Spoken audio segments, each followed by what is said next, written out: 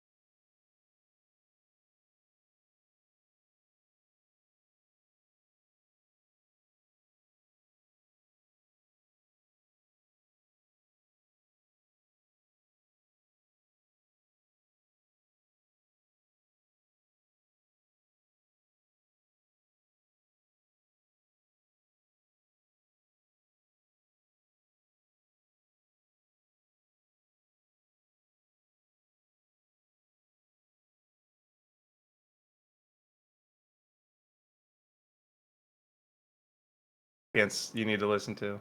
Oh, is the rest just like a repeat? Yeah, it just repeats after like the first probably 30 seconds. Okay, I know you're gonna. Okay, Are I you know live, like the Shenandoah? only. No, not right now. Okay.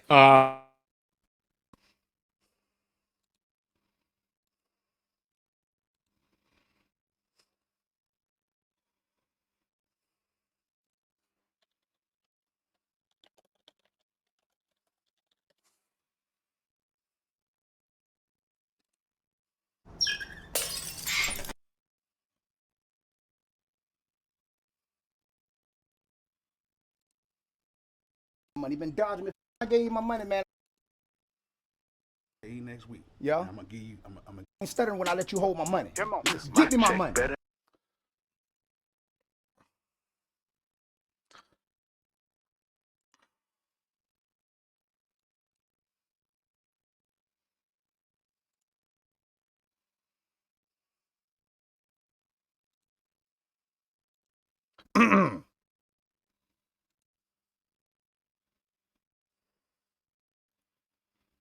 All right. How y'all doing, guys? Welcome to Give Me a Break. As I am bound to do sometimes, we're going to start today's panel off with a song that I think is appropriate for an economic panel, and we'll just pretend it's Friday, all right? Yeah, we all agree? We like that idea? Cool. Glad we agree. Give me my money. It's Friday and I'm broke. My check better not be short. It's Friday and I'm broke. It's Friday and I'm broke. It's Friday and I'm broke. It's Friday and I'm broke.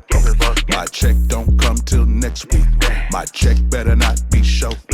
My check don't come till next week. All right, well, that is appropriate, I think, with how Americans are feeling across the board. They've been telling this way since before Trump took office, and now we're here to discuss whether or not Trump is an economic genius. Some reports have him doing the most. Others have him not so much.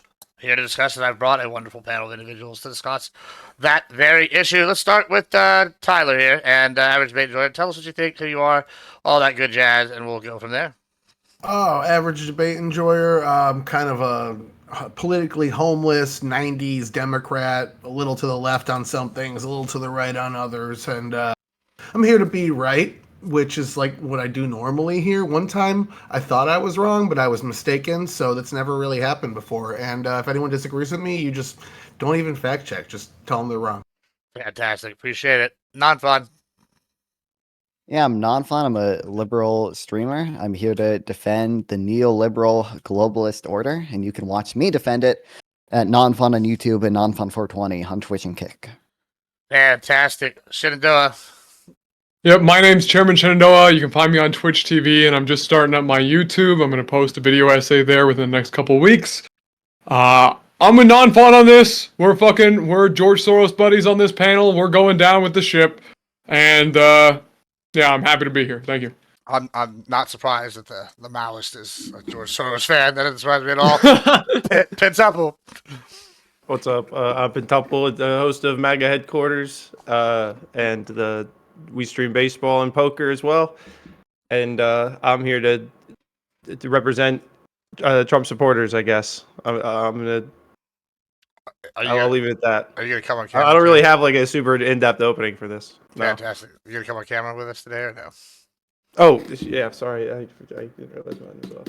Yeah, There. wow. Slacking over here at MAGA headquarters. Trump, I'm here. Trump and Elon break Yeah. up, and Pentemple's electronic setup goes to shit. That's quite a That's No, about the it's- level of it's- competence I expect from MAGA. that's yeah, we're getting them early. All right, I mean, who wants to start? Tyler, I think you got openings indicating. I posted a video in the group chat. I don't know. I know Shenandoah is not in that group chat, so you missed the video. But it was basically Robert Crown talking about how luxury purchases like super yachts are up, and how we should be tracking luxury prices. If you follow his page, he's been doing a pretty in-depth dive lately on which luxury goods are up. Surprisingly, women's luxury goods are way down, men's luxury goods are way up, and he says it's an indicator that the economy is booming because men spend when the economy is doing well, and women don't because they are not as intelligent economically. I don't know if his assessment is true, but that is what he is a conclusion he's come to. So let's start with Tyler. What do you think about the economy? Is it booming? Booming, no. Getting better, yes. Not as fast as people want because the polling is still showing Trump's underwater by 10 in economy and underwater by 18 in his handling of inflation. But moving in the right direction. What we just saw out of last month or April's numbers was that inflation for year to year, based off the month of April, went up 0.2%, while wages went up 0.8%. So we're seeing wages rise at 4 times the rate of inflation, meaning essentially the dollar is slowly and slightly getting stronger. If this trend continues, even if we do see more inflation, higher wages balance that out and are better. As for the tariffs, I've been saying this since before he even dropped the reciprocal tariffs. I think it's too big of a bite of the apple. And this Harvard-Harris poll from April shows that most people agree with me. They're not against his tariffs. About 60% of the country thinks he's gotten either some or significant wins from the tariffs so far. The number one complaint is the magnitude of them. There's so many, so big, and they're not designed to be in place long term. They're not designed for our economy to slowly build and stabilize around them. It's just slap a big ass tariff on, leave it there, strengthen it up next week, and then get rid of it 2 weeks later when they come to the table. I'd say it's not economic genius. It's anything. It's like taking all the genius and nuance out of politics and just playing pure power politics. We have the best economy. 1/3 of every dollar spent on the world stage is from the United States. If you don't want to do business with us, there's the fucking door. And that's the end of it. That's it at the end of the day, no matter how much it hurts people in the short term. So I wouldn't say economic genius. I'd say the best way to summarize it is the dude's got some balls, because this could have backfired. It still can, but we're getting good data right now.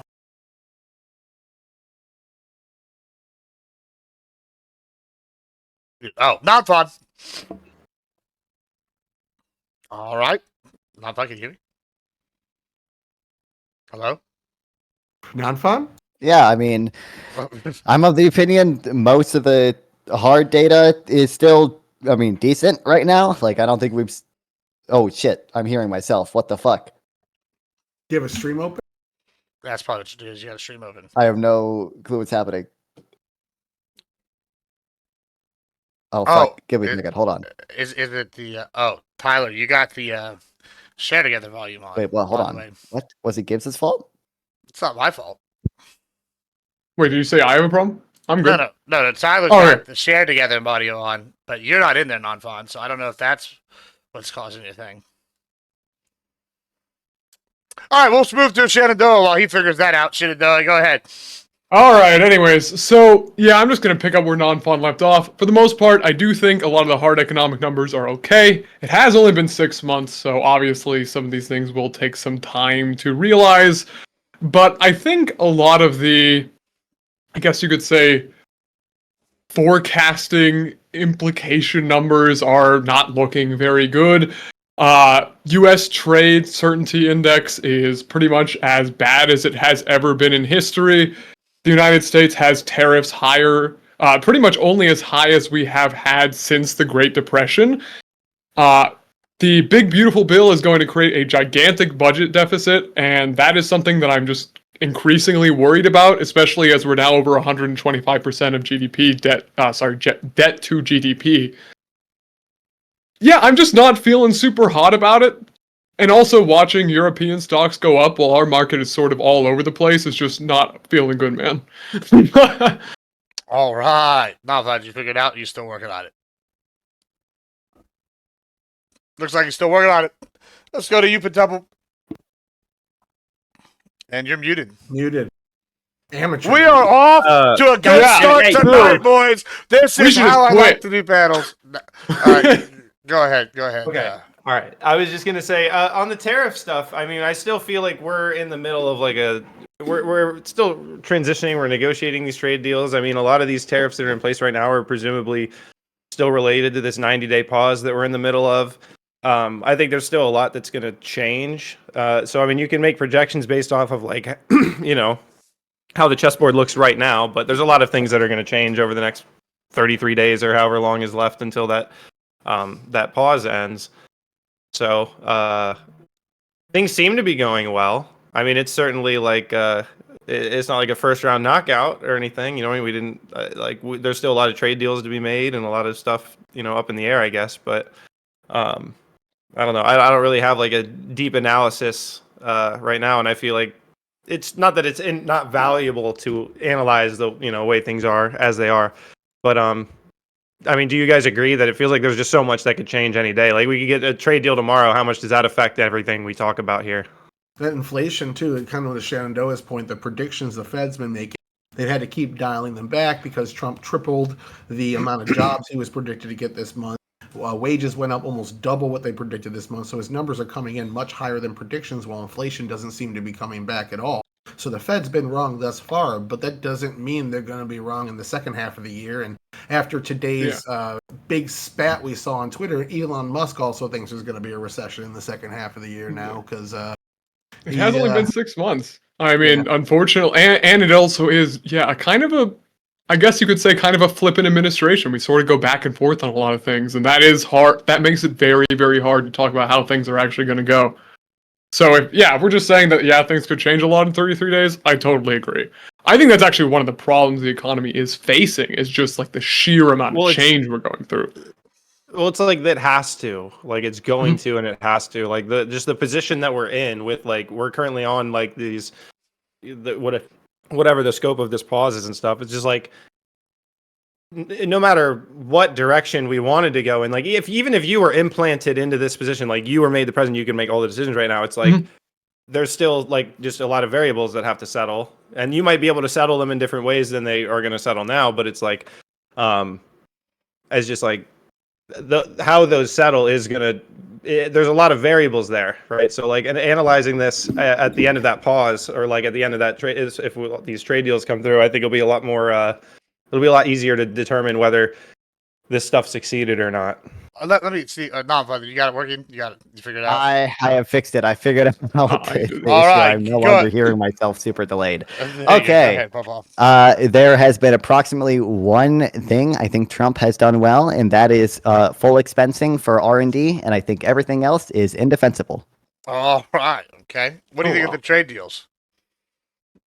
I don't think there are any legitimate trade deals yet. There are kind of concepts of a deal with the UK. There's like negotiation channels open with China or whatever, but like none of these trade deals are getting anything I like. Obviously, I'm a free trader. It seems like these trade deals are aimed at keeping at least a 10% tariff. That seems like to be the case with the UK at least. It seems like that's going to be the case with China as well. I think if you look at the experience of Japan obviously tried to come here to get a trade deal, but they said the Trump administration does not have any clear goals, so we don't know what to offer the Trump administration. And I think that's going to be the experience of a lot of countries. I think if we keep seeing deals like the deal with the UK, which is our ally, by the way, they should be easy to get a deal with. These are quite obviously going to be deals worse than the status quo we had before. Well, that's interesting that you're saying that, because for years, I don't remember if y'all remember this term that I heard from the Dems, and I want to see, it's interesting y'all are, that I hear this complaint a lot, which is, oh, no one knows what Trump's going to do. When I heard under Biden, it was strategic ambiguity. Why is it different now? I genuinely don't think Trump has a very clear goal. And like under Biden, I don't think we ever had cases where like advisors to Trump were finding out about tariff changes while they were testifying like in a committee about tariffs, right? Like I don't think we ever saw this level of uncertain. We certainly never saw this level of business uncertainty under Biden, absent the COVID situation. I don't even know if it's.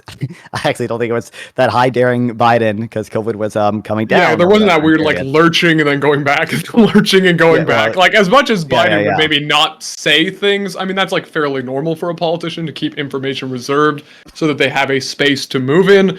But if we're talking about Trump, Trump is just like he just says something and then it's like not true in 10 minutes.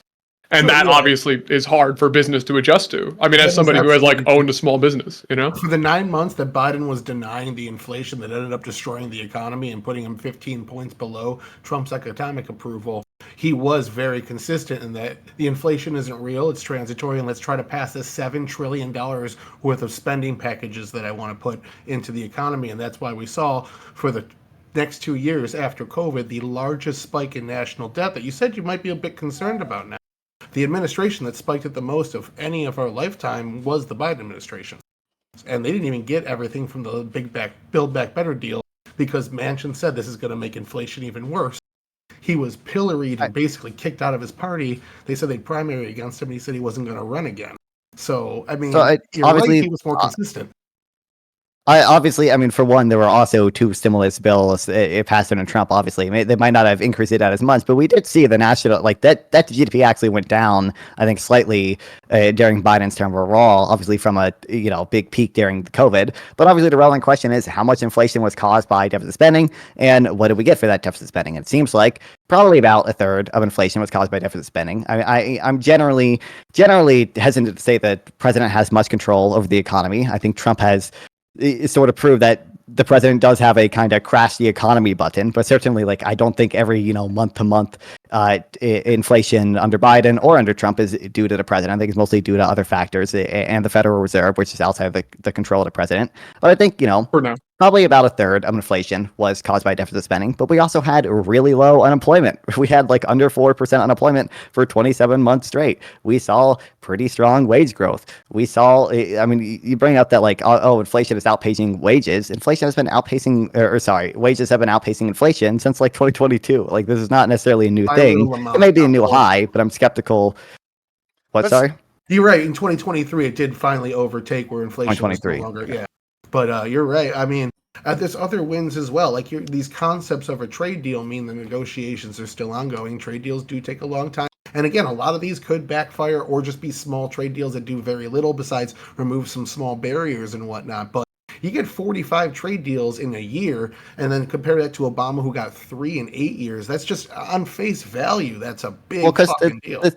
The status quo during Obama was still like free trade with most of these countries, right? Trump is trying to rewrite the whole package. Let's win a few tariffs. The China tire tariffs was a good example of a 100% tariff you use. Well, I know that because I know a study on them that shows that they actually cost 2,500 net jobs in the U.S. economy. But obviously, Obama like did some tariffs. I think the tariffs that Obama did were bad. But look, like the status quo with most of these countries prior to Trump was essentially free trade. We might not have had formal agreements with any of them, but Trump has blown up that entire system, even with countries we did have trade surpluses with and trade agreements with, like Australia. And then he's going to negotiate down, tariffs to probably a higher level than the status quo we had before, and then try to call that a win. And I think that's absurd because you've caused a bunch of business uncertainty. You've made consumers pay billions of dollars in tariffs, all for a trade deal that's worse than what we had before. I think that's insane. We don't know what let's they look like yet, though, let's go to our pride representative as a baseball player over here. Well, what do you think about this, Ben Temple? Do you agree? Agree with what? Oh, what the lefties are saying about these trade deals and all that. Do you think that there's a plan? They seem to not think that Trump's got a plan. I mean, I think Trump has a plan. I think it's easy to just, the president has no plan. Even brain dead Biden had at least people in his office with a plan. So, we'll see what happens. Like I said, I think that ultimately a lot of this has to settle. Even if you guys put, your dream president in right now, these things would have to settle, and who knows how they settle. And, maybe they settle more favorably or less favorably to what you want. Given it's Trump, probably not going to like how it settles. That's fair. But, I think that this will be a lot more interesting at the end of this 90-day period. seeing what's going on there. Like whether that's extended or not, or like I mean, who knows what ends up happening at the end of the 90 days. Maybe we're like the end of the 90 days. It's like, oh, we're in the middle of another 90-day thing. Who knows? Which would probably not be the greatest thing. We could say that, but I don't know. I'm not like I'm not super passionate on any certain direction. I trust that he's. That's a perfect segue. agree. That's a perfect segue into what I want to ask. Okay, Hold so on. you're a representative of the MAGA guy, right? No, Here, it's right? what we always say. Yeah. So, all right, I was pretty pro. Hey, we're kicking China out of fucking Panama. Do you think BlackRock being the one that bought the port at both ends is a benefit to overall our economy and net worthwhile to the United States? Because they're the ones who end up owning the Panama Canal now, basically. Do you think this is a net win for the Trump administration, or is this a win for the Uniparty? All right, who are you asking exactly? I'm asking our MAGA guy here because he's the MAGA representative. Well, I mean, I haven't really read up on that, but that what you said sounds based. BlackRock is right, not cool. I mean, we don't want them having control over that shit, right? I mean, but What they do. did you describe to me? Yeah, BlackRock. So Trump said, "Hey, an American company now owns the Panama Canal." Right? It didn't say that company was BlackRock, which is now the new owners of the Panama Canal. Are we fans of this as MAGA over here? This is a good economic indicator. No, we don't know. What about the rest of y'all? Do y'all like this? I mean, I just want a sovereign wealth fund, and we could buy the Panama Canal. I mean, like fucking, like just have some fun. Yeah, now I'm thinking. Let's get some fucking money in this. Can't we just be like that is true. But I just want to say, like, every single time these people are like, oh, we don't know how tariffs are going to play out. We don't know if it's going to be a net benefit or not. I mean, look, we've had economists talk about free trade for 300 years. We have had countries impose tariffs for hundreds of years. We have had economists do studies on tariffs for decades. Economists talk about free trade for decades. We know. I hope you invest in the market, bro. You'd be killing it. Generally, we know free trade is you'll just buy those calls in perfect timing good. and everything. We have the studies on this. Nobody's arguing against against free trade. This is you're shadow boxing ghosts right now. Nobody's saying free I don't know. trade. I don't think either of you guys really like free trade is not happening. That's the argument. Free trade is not happening. We have $163 billion of our products not being bought versus what we buy. If Trump cuts that down, $87 But what about with Australia? Hold on. If Trump sells if Trump sells $87 billion more U.S. products overseas, is that not good? Not necessarily. Did you just try to use a bilateral trade deficit as a proof that I just asked free about free trade isn't happening? I did not. I asked you if Trump uses his fair trade practices to cut down on the deficit and sell $87 billion more dollars of U.S. goods overseas. Is that good? No. How many times do I have to explain the balance of payments to you guys? Every dollar that's a trade deficit is capital account surplus. No, I don't think it's good. You don't think it's good that Trump sold almost $90 billion more of U.S. products? Do you think it's good that the U.S. Tyler? Do you think it's good the U.S. is receiving $90 billion less in foreign investment?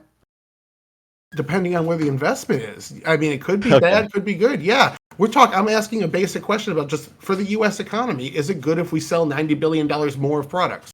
It's not necessarily good for the U.S. to run trade surpluses, if that is your question. There's no intrinsic reason why trade deficits or trade surpluses are bad. In the alternate reality, you guys would all be crying about the capital account deficit if we had big trade surpluses. That's what you're talking about, trade deficits. I'm asking you if we sold $90 billion more of U.S. goods overseas, is that a good thing? And you're saying no, not necessarily. No, it's not. So other things change.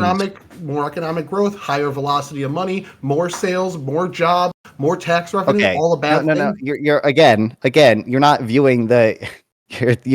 So, what do you say? We're selling $90 billion more goods than we were before. Whatever. What it sounds like to me is you're saying we're running like a $90 billion trade surplus, or we're reducing the trade deficit by $90 billion at least.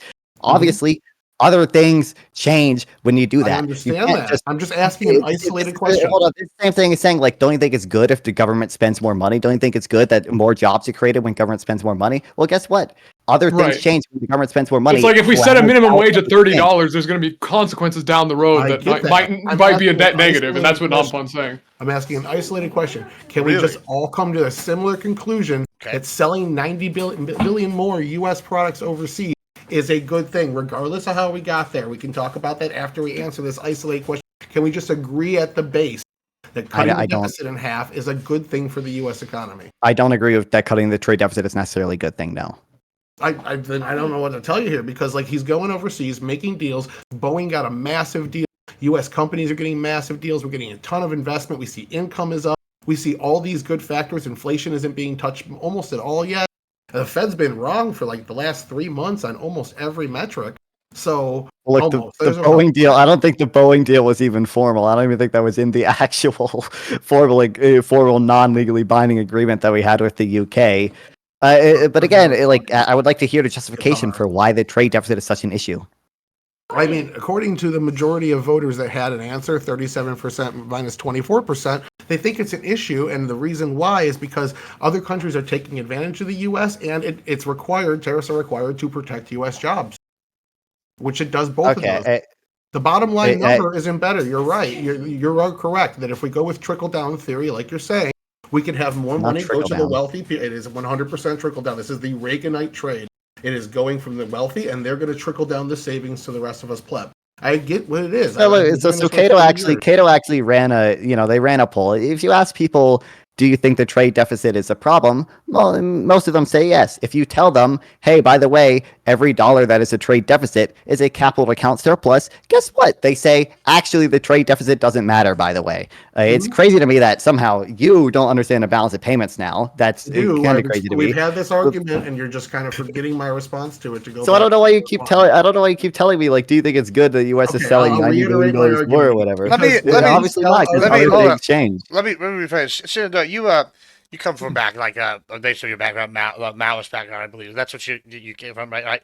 Yes. Mm-hmm. Now there's a lot of economic. Yeah, right. I don't know your current economic theory. I know you lean more left than I do. What do you think about the trade deficit, the balance of pay? Like, do you agree that this is not a necessary problem? Do you like that? What about the framing the Tyler's question here with we do 90 billion over here, but we lose 87 billion over here? Is it a net gain? What are your thoughts about what he's kind of laying out here? I mean, at this age, I'm essentially just liberal these days. Non-Pun and I have very, very similar economic opinions, which is kind of why I was just letting him talk, because he knows the numbers a little bit more than I do. I mean, yeah, as far as I understand it, there is the whole balance of accounts thing. If we have a trade deficit, we get foreign investment back into our country, and it's not just like we're just literally losing on the deal. And so it's not that trade deficits are an inherent issue that need to be fixed. That's not to say that there can't be legitimate reasons for tariffs, but a lot of them have to do with geostrategic concerns and not trade deficits. Let me ask you: is that foreign investment back into our country that you were getting back from the trade deficit? Is that as good or equal to going to the same places as U.S. investment is into our country? At the same rates, or is it? As far as I would understand tariffs to be, no. Tariffs tend to be fairly destructive because they're attacks on elastic things like goods and services. The balance of payments that Non-Fun's talking about, when that money comes back in as U.S. investment, is it coming back in to be cycled in the U.S. again, or is it coming back in as investments into things like bonds and such, so that these people could actually make more U.S. money and remove more money from our economy? It's just basically a compounding effect of more and more getting siphoned out of our economy when they reinvest, because they're not reinvesting in new businesses. It's not Shark Tank. They're coming in. The number 2 thing they're investing in is bonds from the U.S. Treasury. That's not going back into our economy. That's going into the hands of the Fed. Now, it can go back into our economy based on the 3 powers that the Fed has. But, if we're in an inflationary cycle, they're actually trying to remove money. So that money's not. There's not necessarily net. You're just looking at one thing and saying, well, it's out, so ignore the rest. Well, no. So it's not necessarily net money added or destroyed when a foreigner buys a bond. When a foreigner buys a bond, the U.S. Treasury gets the money, or a U.S. investor who held the bond gets the money, and the foreigner has the bond now. So you're, correct in stating that does create a liability, but we don't have an issue with this generally. Obviously, there are cases where there's an asset on one side and a liability on the other side, but it's still a net benefit for you to engage in that, trade or whatever. It's not a zero-sum thing. The relevant thing is that tariffs. Okay, the relevant thing is that we can't assume everything stays the same, because when you do tariffs, when you stop having free trade, you lose economies of scale, you lose the gains from exchange, you lose the gains from specialization, right? Like the relevant thing is that fundamentally we will be a poorer country with tariffs. If we do not benefit from the gains of trade, if we use more resources to achieve the same outcome, we will be a poorer nation. So We there's all obviously agree. going to Well, be. Trump agrees with that as well. Let me come back here. I see Pentuple has done the research now, and now he's a fan of BlackRock in here. The argument that many people I didn't say that. would make is that a BlackRock's U.S. At least whenever they charge people to go through one side or the other side, the money's going to partially come back to the U.S. We built the thing, et cetera, et cetera. That'll save us money on shipping long term, logistically, net gain. I mean, one of the trade deals we do know Trump has done, y'all say there's no trade deals, is like kind of the counteracted to China is now we're selling more stuff to India and potentially even F-35 seems like to be the deal in the works. Are we fans of these things? But let you start. Why do you like BlackRock so much? And what do you think of it selling deals to India? So I was reading, and I got what I got here. What says the BlackRock Panama Canal controversy involves a $22.8 billion deal to acquire C.K. Hutchison's global ports, including Balboa and Cristobal, critical to Panama Canal's operations. Championed by Trump as a move to curb Chinese influence, the deal has been stalled by China's antitrust review, Panama's audit alleging $300 million in unpaid fees and misconduct, blah, blah, blah. The deal remains unsigned. But, I mean, if we're talking about critical to the Panama Canal's operations, I mean, it seems pretty easy to say I'd rather a U.S. company own it. I thought we were done with that. I mean, I don't think BlackRock's like like my favorite company or anything like that. But I mean, they're. Do we like getting at MAGA headquarters? Do we like getting more in bed with India over China? Like, let's see, because I know our free trade proponents want us to trade with everybody, but it seems like India over China. Yeah, well, so we're now selling stuff. India seems to be lining up against Pakistan. Pakistan's lining up with Iran and China. They like to get their B team group in the BRICS, and it looks like this would be an opportunity to get rid of India out of BRICS. Do we like that we're selling things over there to India at MAGA headquarters, or should we go back to more isolationism? Also, we're going to come to the new guy here in a moment. Go ahead. And just any of us? I got to research again. Okay, go research. Hey, let's go to the new guy. Let's go to the new guy here. Welcome on, first timer. If you say anything to us, I'll ban you. All right, go ahead. Hey, what's up? I know we've interacted before, and I know everybody on the panel but you, Gibbs. So, yeah, I just wanted to ask Tyler about the question in regards to the trade deficit.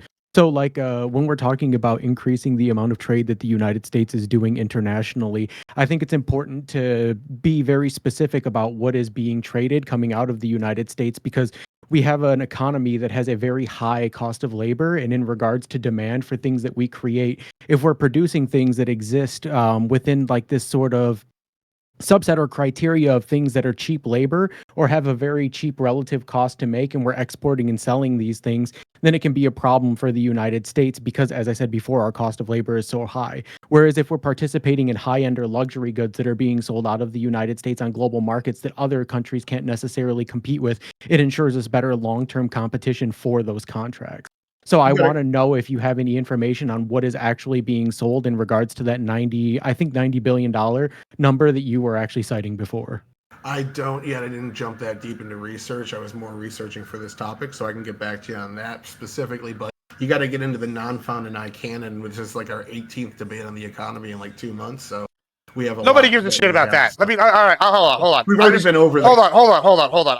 I want to make this very clear to like people. Nobody gives two fucks about that. Summarize. Get to the point. Go ahead. I just don't know offhand. I didn't research for that more. I was going to try to make a more simplified example so that we can incorporate the people that don't follow economy as much. Essentially, you have a store, you sell goods.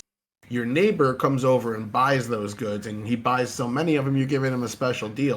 Come to find out, when it's your neighbor's turn to buy goods, he's telling all of his employees and his staff and his family, if you go there to buy goods to my store, he's going to dock your wages by 20%. So that's the type of free trade that we're currently working within. And it's a raw example. I know it's not perfect, but it more incorporates other people into the conversation. What do we do from there? Do we start paying our employees less? Do we stop selling to them? Do we put some pressure on them and say, hey, we're going to get rid of your special incentive over here unless you do X, Y, and Z? And this is something both Biden and Obama were both big fans of, especially with China. Biden talked about the threat in the East over and over and over again. He put fucking ships in the sea next to Taiwan. Like, it's very clear that everyone does not like China's trade practices, and this is even before we start to get into the illegal shit they're doing, like IP theft, breaking 30 plus contracts with the United States and trade deals with the United States in order to do that IP theft, and all these other things. Like, we're continuing to have them violate our free trade deals and saying, well, it's not economically worth it for us to hold them accountable, so let's just let them keep doing this shit to us because it might cause a little bit of pain in the short term. And this is a decision. Like, Non-Fun's not wrong. He's just giving you only one side of the argument. He's doing it well, but this is a decision voters get to hear out both sides of and say, I am tired of getting screwed over by China. And it's something both parties generally agree with. I mean, I will say for myself, if we're talking about using tariffs as a negotiation method with specifically China, and we believe that negotiation method would actually work, unlike, say, some of the Trump-Chinese trade deals in 2017, I'm okay with it. I already kind of carved out an exemption that tariffs can sometimes be useful geostrategically. Like, we use tariffs to protect military industries, or we use them to punish people who are not liberal democracies or whatever. I am fine with warming up to India over China and in general decoupling a little bit from China for geostrategic reasons, but I do think that will come at an economic cost, even if it will be helpful to American geopolitical stability. But I think it's really dumb that we're decoupling not just from China, but also from the fucking UK and the EU and these other people who were imposing at minimum 10% tariffs on. Yes, you could get me on board with fighting the Chinese specifically because they are a totalitarian state, but we're doing this to everybody, and that's the really frustrating part about these tariffs to me, is that there are a lot of people which we are okay with trading with. USMCA, for instance, we had this deal where USMCA was very similar to NAFTA with some restructuring. It really didn't need a new name. Trump just wanted to brand it. But USMCA had a loophole, and China just started investing and building factories in Mexico in order to keep flooding us with cheap steel. So that was the whole point of the renegotiation and the tariffs against steel and such. Their steel sucks, man. Unions do not use it at all. It's trash steel by comparison, and they're intentionally flooding our markets, intentionally to hurt our steel industry. This would be illegal if they were in the United States, but since they're on the world stage and they're just ignoring all the trade deals that we had with them, they're doing things that they agreed not to. How do you punish them? What would you do to punish them? But look, I mean, we've had this conversation before, but look, I'm not super convinced that China is actually flooding the market with cheap steel or whatever. China is usually not even in the top 5 of countries that we import steel from, and also steel is a very high fixed cost industry, so it makes sense to sell below marginal cost in a short run slump because you can still cover your variable cost. But I mean, look, again, I think I'm increasingly of the opinion, the Nicholas Decker opinion, my goat, that tariffs are actually never necessarily optimal industrial policy, and there are better options that don't necessarily invoke retaliation and don't necessarily have the same type of concentrated progressive consumer cost or whatever. I mean, subsidies are usually a little bit better for that reason. They don't invite retaliation. Right. You bring up retaliation, though, right? And I know that you and I have talked about this a couple of times, and my response for a lot of the tariffs is, well, it's a political game. Right, and to some extent, do y'all not see this also as a economic restructuring of the natural world order? You use the UK as our ally, right? I've seen arguments lately, some factors that have came out today. I just shared a fantastic article about Ozempic increasing penis size. In that article, it listed the fact that the UK is the second most miserable country in the world due to economic reasons is a partially a big reason why, right? After I looked into this further, some would argue that Mexico is on the come up. Well, UK is becoming Mexico, right? Like it's becoming the third world right before our very eyes. And this could be a way to restructure with new, better trading partners like India, who looks poised to become an economic superpower. Other countries, like Rwanda, who's becoming an economic superpower and military superpower in Africa. Would y'all not see that this might be a way to go forward for the future, or do y'all just think this is all a net bad what he's doing with the tariffs because they might retaliate as opposed to like these other countries might be like, hey, let's get in bed with him. I mean, to the extent that whatever, countries that are coming up or whatever in the global power shifting, like I would say the solution is just kind of just have free trade with most of these countries and then let consumers and producers choose which countries they want to do business with. And that's probably going to lead to an overall better outcome than if the government tries to intervene and play games with who they think, our true allies should be. I'm not convinced that this is this is in any way a net benefit. I mean, again, like we. I also don't see why we can't just like evidence. trade with the UK and India, and like it's just like it seems like we could do it with all of them. I mean, yeah, right. Yeah, I don't think you should trade with any country that legalizes slavery. Personally, you don't have any moral qualms with that. That's how slavery was. I think there are arguments for not buying. Wait, what country is legalizing slavery? Well, any country. Personally, I say we don't do free trade with any country that has legalized slavery, no matter how rich they are. So, like, that's how the UK and the US in the 1800s worked to end slavery with all their trade partners, with their neighbors and different allied nations, was through trade deals. Saying, we will trade with you, we'll give you better rates, or we'll stop trading with you if you don't get rid of slavery in your country. I think that was a good, noble cause.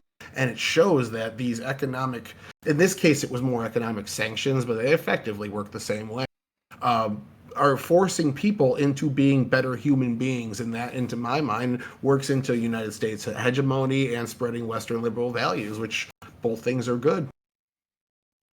Well, look, I'm perfectly fine with like banning the importation of cotton picked by like Uyghur slaves or whatever. Like any like actual legitimate slavery. I don't have a big issue with not buying goods from that specific thing, but I don't think there's a justification for tariffing the entire world based on that. I don't think there's a justification for even tariffing goods, made by India just because one part of India maybe has, like actual legitimate slaves and not just like people who you think are slaves because they're paid low wages. I just don't think there's any justification for. Right. I have an answer to Mita's question, by the way, real quick. Mita's question was, what are we exporting more of? The number one thing is aircraft parts. After that, it's 3 different forms of energy, and then altogether low-value shipments added together is $60 billion. So the number one recipient right now of our liquefied natural gas would be the UK, who is still deeply dependent on Russian national gas, which is one of the major reasons why they can't fully sanction Russian energy. So now that we're stepping up, creating this and selling it, as Trump said, dictator on day one, to unleash American energy, we saw the prices of oil plummeting, and that's one of the major drivers of reducing inflation right now. If you don't know, every $10 on a barrel of oil is 0.2% to inflation, either climbing or falling. So us doing these massive energy exports is not only aiding us in the war effort in Ukraine, but also forcing some of our enemies like Russia out of the world stage in terms of selling to our allies. It's giving us and again, this is a little bit different of a topic, but they are somewhat related. It's giving us the national security aspect of isolating our enemies on the economic world stage. And I think that's the real banger argument that I like, but it's a little off topic. Yeah, and like to expand upon what was previously stated by multiple panelists, like when we talk about the Chinese production and labor cost, as well as what is currently like being talked about in regards to like variable cost trade appreciation, which Shenandoah and Nanfan both brought up, it's important to understand that they actually corner different markets. And this is why I asked originally about what the new exports for the United States were, because the energy that we are now exporting is something that isn't necessarily going to be able to be cornered by a larger market if we are already competing with the largest market of energy within the region. And in addition to that, like supply and demand can also have issues with how much we expand the trade surplus, which is something that Nanfan mentioned before as well as like how the value or the amount of money that we make relative to what we're exporting can cost with the higher demand and the larger amounts of supply within the markets. And when we have like these problems with international trade that are being sort of like either like fixed or attempting to use tariffs to justify these, we can also have problems where we introduce or have renewed contracts with different countries that we now tariff, and they're going to go looking to other places like India, Pakistan, etc., to replace certain goods that are low-cost goods that are being exported by places like China, etc., or even in some cases the United States, despite the fact that I had talked about this previously, where we need to shift over to higher like cost labor or goods, so that way the trade appreciation value relative to the variable cost, as Non-Fon said before, can be higher, so we can like incur larger sums of money without having to compromise any of our international contracts or renewed contracts that we have for trade deals in these other places. You agree with all that, Ben, with your fantastic hat. It's not helping the balding, by the way. We're all going. I agree with Mike, I guess. Yeah. Damn! No, it's okay. Dude, You got some beachfront property up there, dog. We can't the hair is getting tariffed by Trump, apparently, bro. What's that? I had to Just start embrace my it. treatment because Rhythm came into my chat and You know, wearing hats is actually proven to increase male baldness. Really? no, this is a red light hat. You Yeah, don't that's understand. fake news, bro. The red light counteracts the. I don't hat. care if your hat's a prostitute in Amsterdam. It's still gonna make you bald. No. I mean, it's look. got So red light. the Got red light in it. you know, Yeah, the go ahead. relevant thing is that like any time you have government policy to increase the export of aircrafts, well, you're drawing resources away from other sectors that the market has, decided has aggregated information to be, more productive. So you're probably going to see a decrease. I mean, $50 billion is going to be pretty small, but you're going to see a decrease in average productivity in the U.S. Like if you did this on a larger scale, anytime you're shifting these resources to less productive sectors, that's going to hurt average wages. You're going to hurt growth.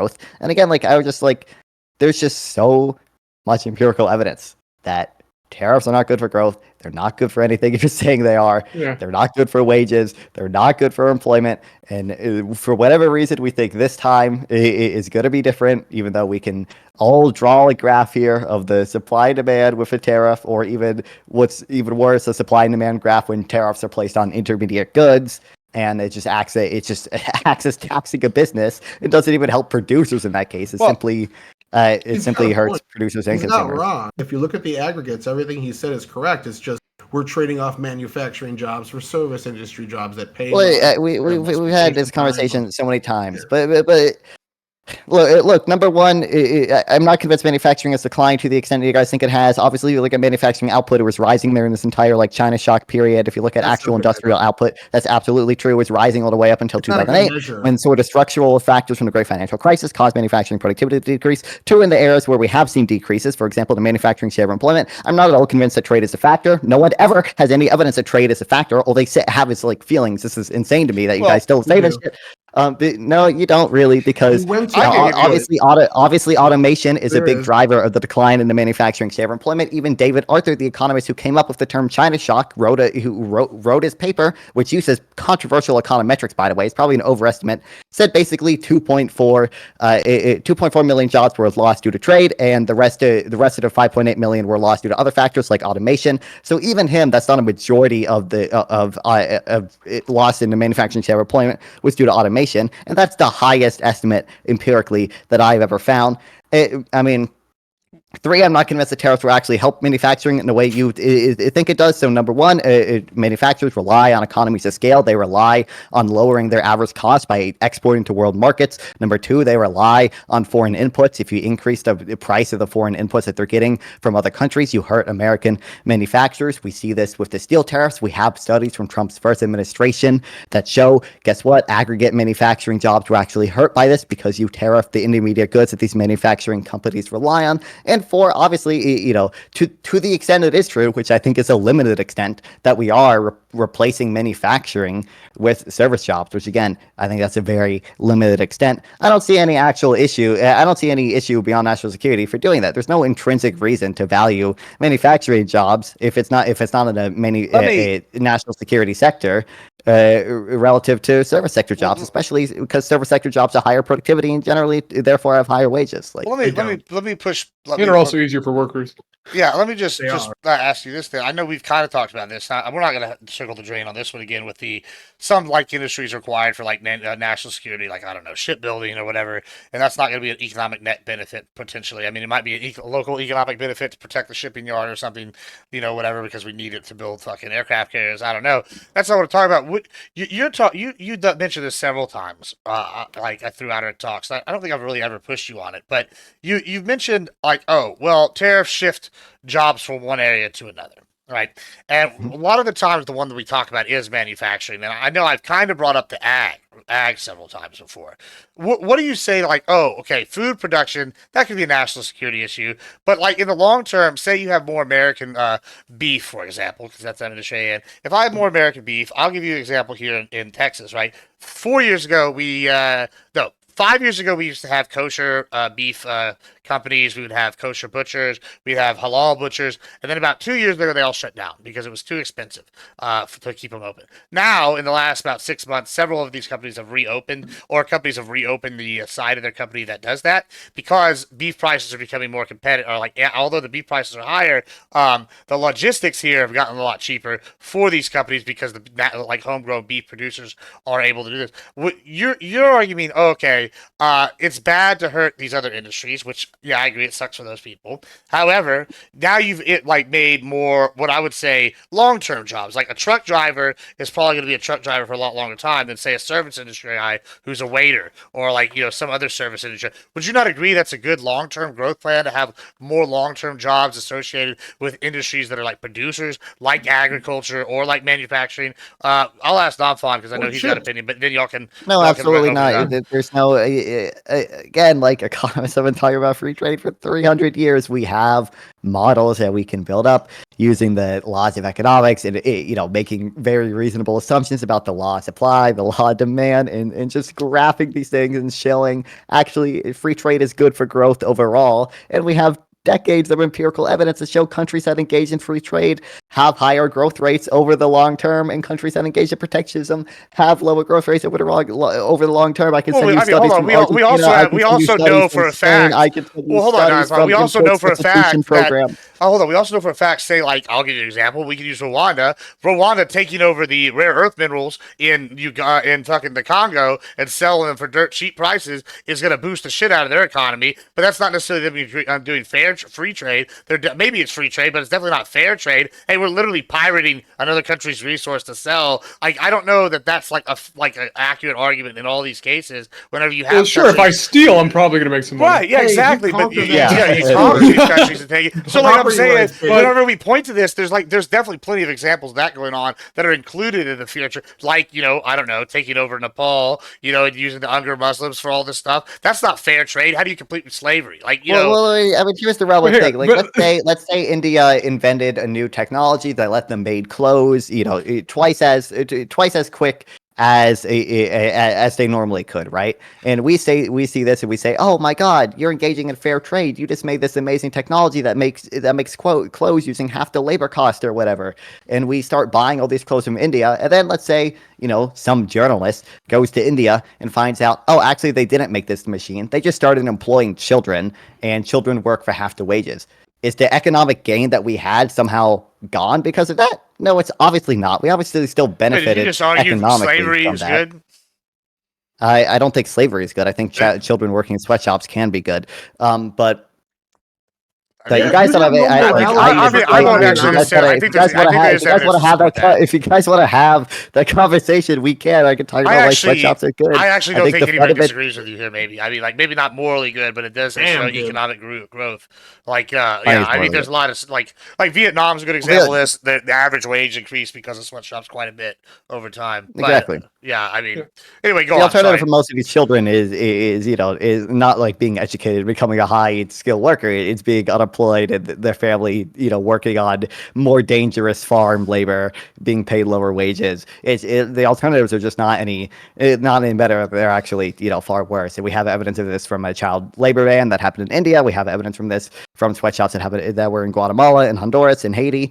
But regardless of that, obviously, we still benefit economically from these things that you don't consider to be, fair trade or whatever. I think the line of fair trade is somewhat arbitrary, like, IP law. Obviously, I'm fine with saying that China violates IP law, but look, a lot of other countries just have like different IP law than us. Is it like unfair that these other countries have different IP laws and their technology is protected for longer than our technology?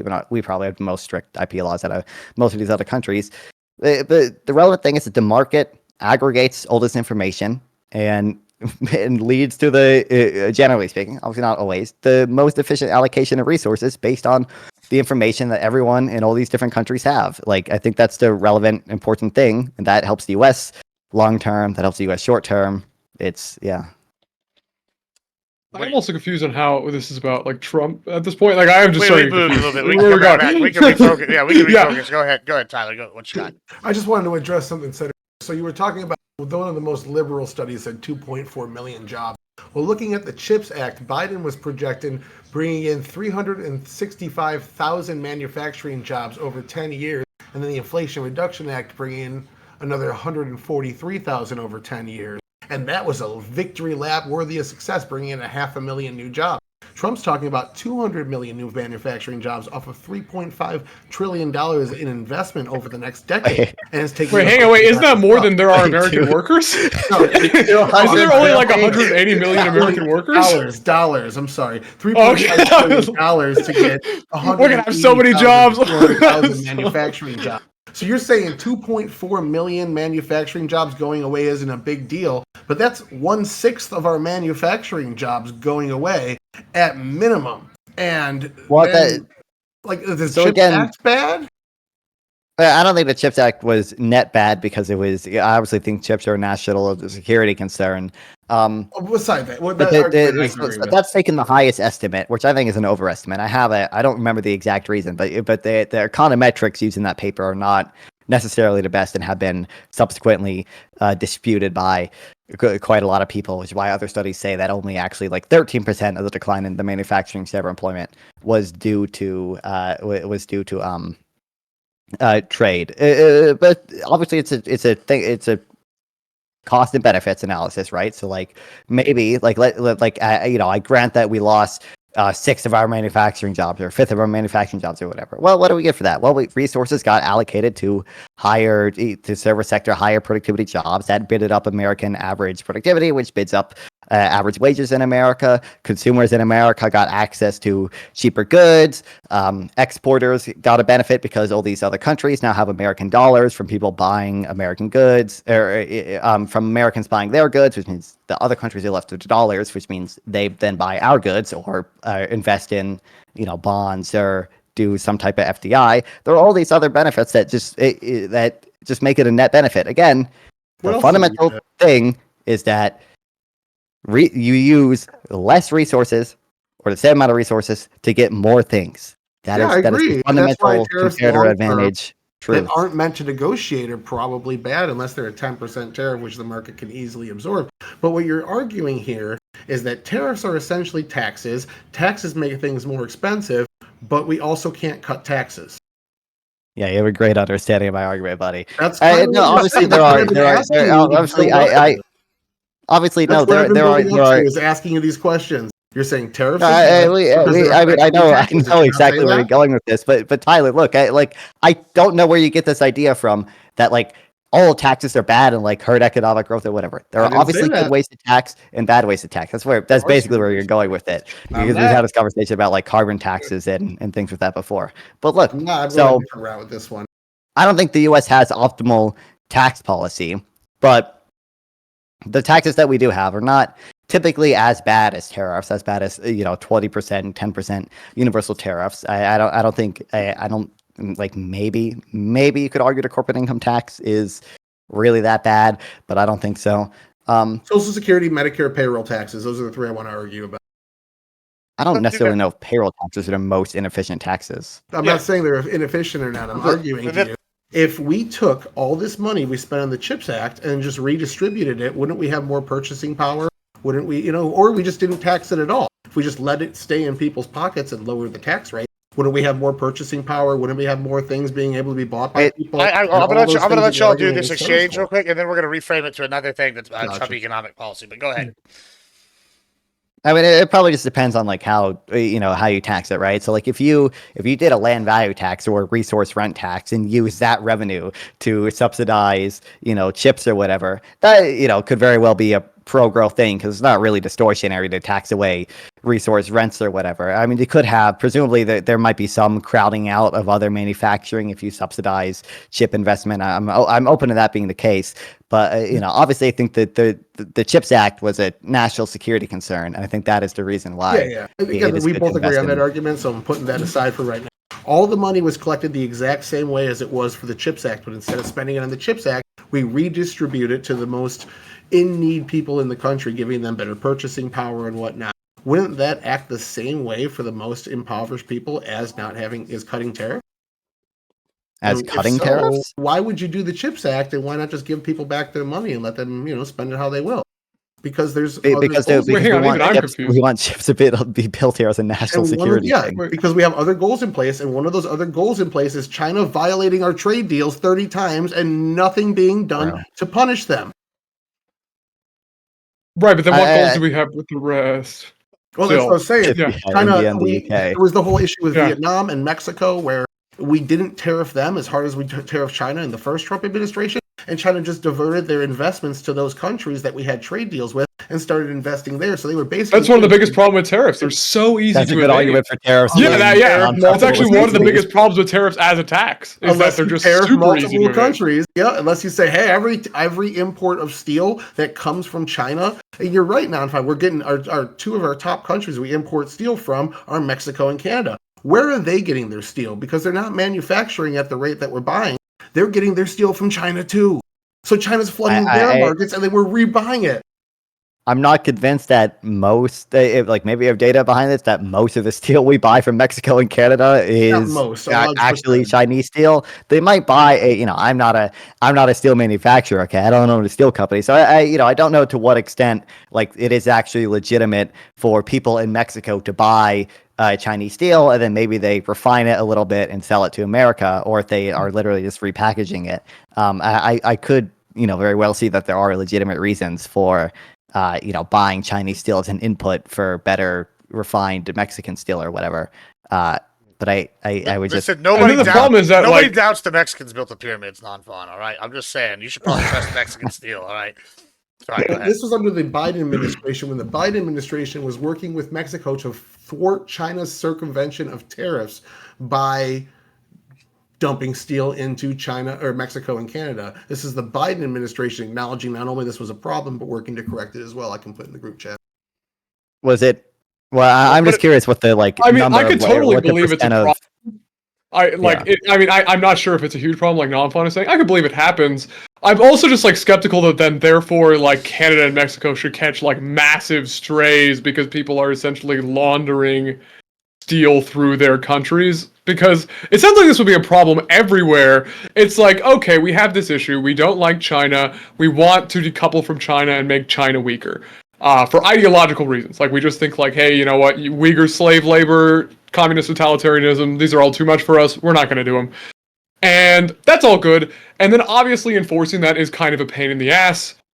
But then the problem is if you just tariff all countries at 10% just to get the Chinese, it's wow, you're really pissing a lot of other people off just to get at China? And that's probably not going to be a net benefit for us.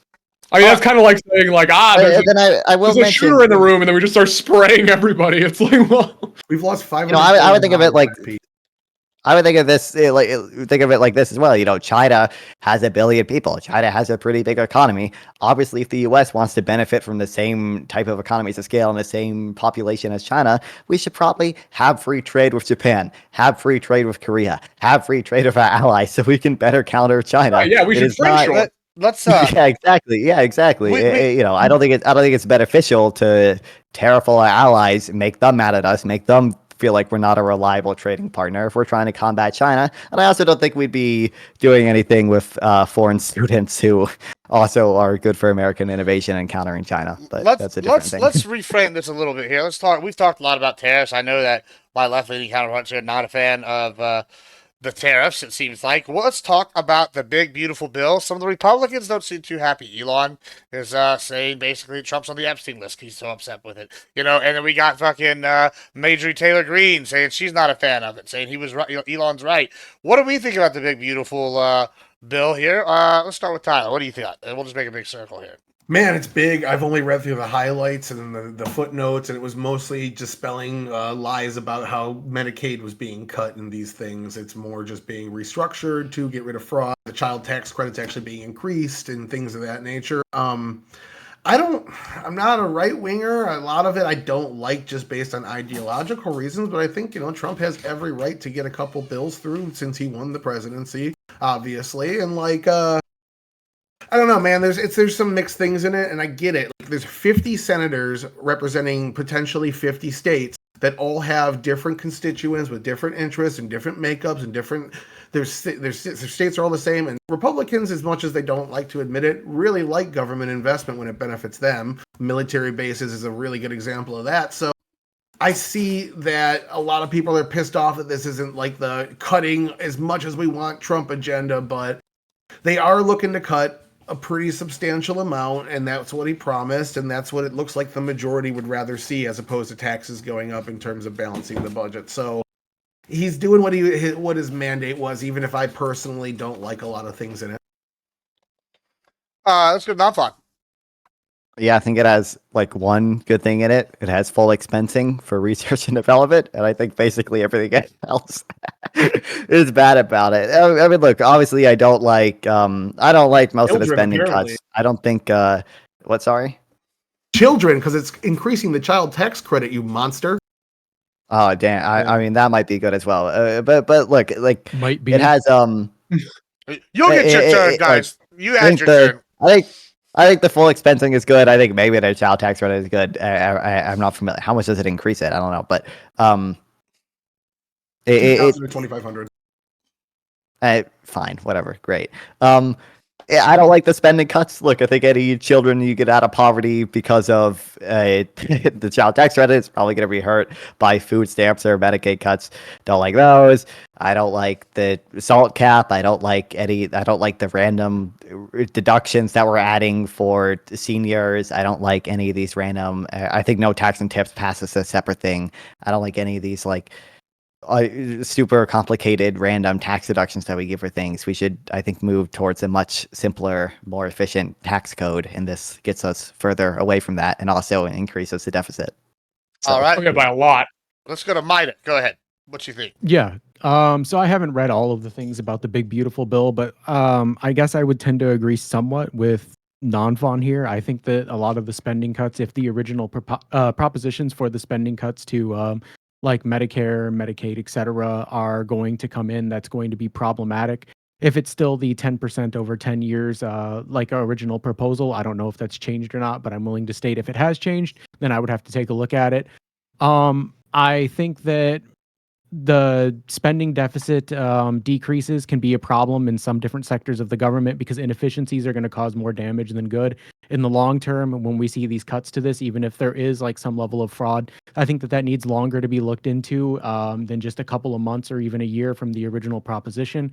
I do somewhat agree with like some of the border security stuff that is being proposed because I am someone who is to some degree anti-immigration despite being considered on the left. So I will say that there are some good things that come from the bill, but overall, I think the negatives far outweigh the positives in the circumstance, at least from what I've read. All right.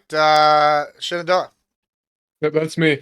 My biggest issue, honestly, with the big, beautiful bill is that it's just really, really, really regressive. And I mean, as a Georgist, I don't always necessarily care about regressiveness or progressiveness per se.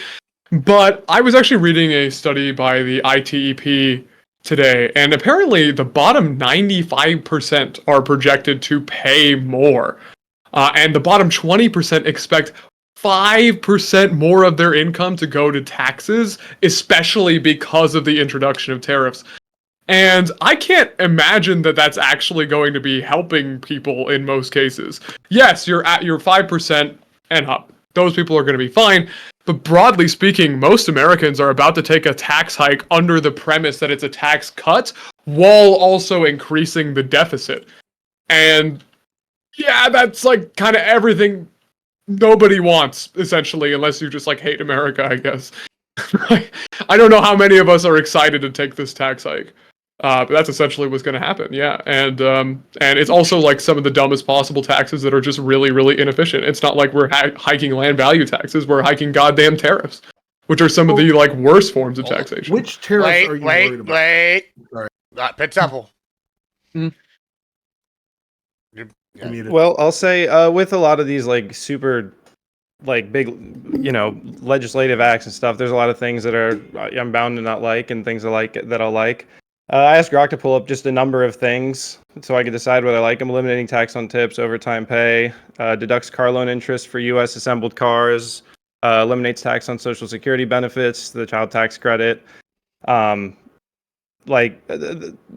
like there's a lot of things in here to like, but then again, we have a huge issue with our government overspending, and it's hard to imagine any bill passing that fully addresses that issue. But ultimately, a lot of the things in here I seem to like. So, all right, Tyler, you were attacking. Go ahead. You can go back to attacking. I just wanted to get because what most of the proposal I'm hearing from them saying, non-fun saying the long-term effects of tariffs are going to be bad. I can't disagree with that because he's right.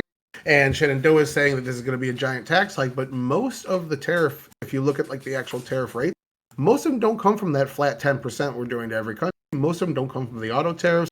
Most of the fentanyl emergency tariffs are gone because Trump got what he wanted out of those countries, including Panama, Colombia, Mexico, and then the Canada one got slapped down by the Senate because they said there was no emergency. So the tariffs that people are focusing on are the reciprocal tariffs. And those were in place for 12 hours. How is 12 hours worth of tariffing and then a threat that if you don't come restructure your trade deal, we're going to tariff you again? How is that actually going to affect the economy besides consumer confidence? Because they're not in place. They're not actually paying for them. The only tariff we're taking money in from generally is the 10% across the board tax. And if we're doing 10% increase on the cost of imports, it's like, 7-8% of our economy is going to go up by 10% cost, and that's it? Not necessarily. The gains from trade are a lot larger than you. I fucked that. You're right. I fucked that up. Mm-hmm. Yeah, but I mean, look. Obviously, if you look at just tariff revenue, that has gone up pretty considerably. Americans are paying billions of dollars in tariffs that they weren't paying before, and that is, tariffs are mostly a regressive tax. Like, I'm open to there being some cases, where Walmart eats the tariff, but that just does not seem to happen. That has not seemed to happen historically. Doesn't seem like it's happening now. What tariffs are you scared of are going to cause the inflation? Is what I'm asking.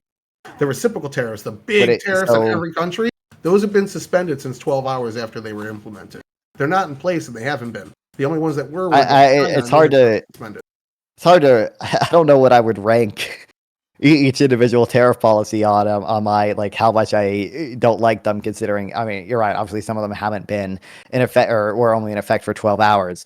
I'm obviously worried of the reciprocal tariffs, coming back if Trump wakes up in a bad mood someday. So it's do I want to rank that higher than the steel tariffs, which are in effect and are hurting people? I don't know. It's difficult to say, but I'm opposed to almost any tariff, so I don't like any of them. I personally don't like a couple of them as well. That 10% tariff, I think we've already agreed that I don't like personally, but the major tariffs that are going to cause this inflation that still hasn't come. Again, in the last 3 months, we've seen 0.3% inflation. If you add all 3 months together, 0.3%. If you keep that up, that's 1.2% inflation for the entire year, which I'm not saying we're going to keep it up, but it's a very good rate to be on, while wages are rising times as fast. I don't think tariffs are the main or inflation is the thing I'm most concerned about with regards to tariffs. I do believe that they are regressive, but I don't believe that they are a particularly inflationary tax. Like, obviously, corporate income tax also raises. Maybe I'm fighting the Fed here, I guess. This is what the Fed's been saying about why they. So, what I do think is relevant is that this bill will increase the deficit. It will increase the deficit at a time when other countries are not buying our bonds as much, right? There are a lot of other countries dumping our bonds right now, which means a lot of this debt will probably have to be monetized by the Fed, and that is going to increase the money supply. That probably will lead to inflation. I think that's a bad thing. Are they dumping bonds faster than they're buying U.S. goods because of the result of these trade deals? I probably almost certainly, but that's regardless. If foreign countries don't want to buy our bonds, if the demand for bond goes down, even if other things happen, obviously I would say the Fed is probably going to monetize more of the newly issued debt, which is going to increase the money supply, and that's going to be inflationary long term. It's this. Let's compare it to a Biden era bill, the infrastructure bill. Do we think this is better, worse, more the same? Because I know a lot of people have issues with the infrastructure bill. I think the big one that everybody keeps talking about is, for example, the EV chargers. Wasn't that part of the bill? I could be wrong. That might be a separate bill.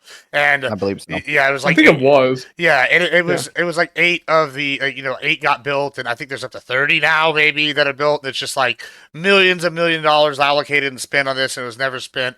And and then we had the famous Jon Stewart interview now where he's going through it and they're like explaining how many steps for a lot of these programs it takes, and it's just tons of red tape with no real results. Do we think this is going to have more, maybe not good or bad impact, but we're going to see direct results happening from this? Because I feel like Trump's arguing a lot of, I'm doing stuff that's going to happen now and you're going to see results, and I guess we're arguing whether they're good or bad results. Do we think that's going to be the case in this case compared to the infrastructure bill? What are our thoughts here?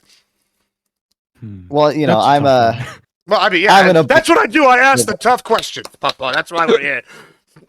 No, go ahead. I'm an abundance liberal, obviously, so I have a lot of issues with Biden, with the way things in infrastructure bill are taking place. Like I do believe there's way too much red tape. There's way too many environmental reviews. To the extent I think the Chips and Science Act was a good thing, I think in large part that was because we granted the Chips and Science Act an exemption from a lot of these environmental reviews. But at least the Infrastructure Act was like, hold on, is that you think that's a net good thing?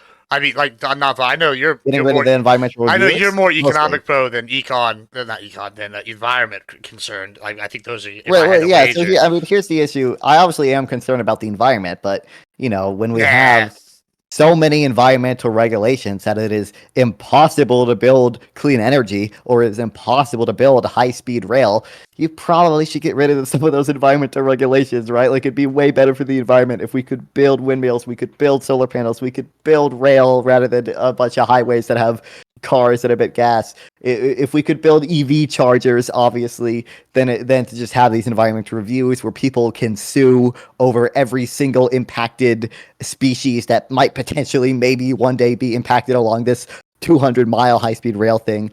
So obviously that's a important thing to consider, but the infrastructure bill was funding something, right? Like we did get good things out of it, even if a lot of the things got tied up in red tape. It was funding something.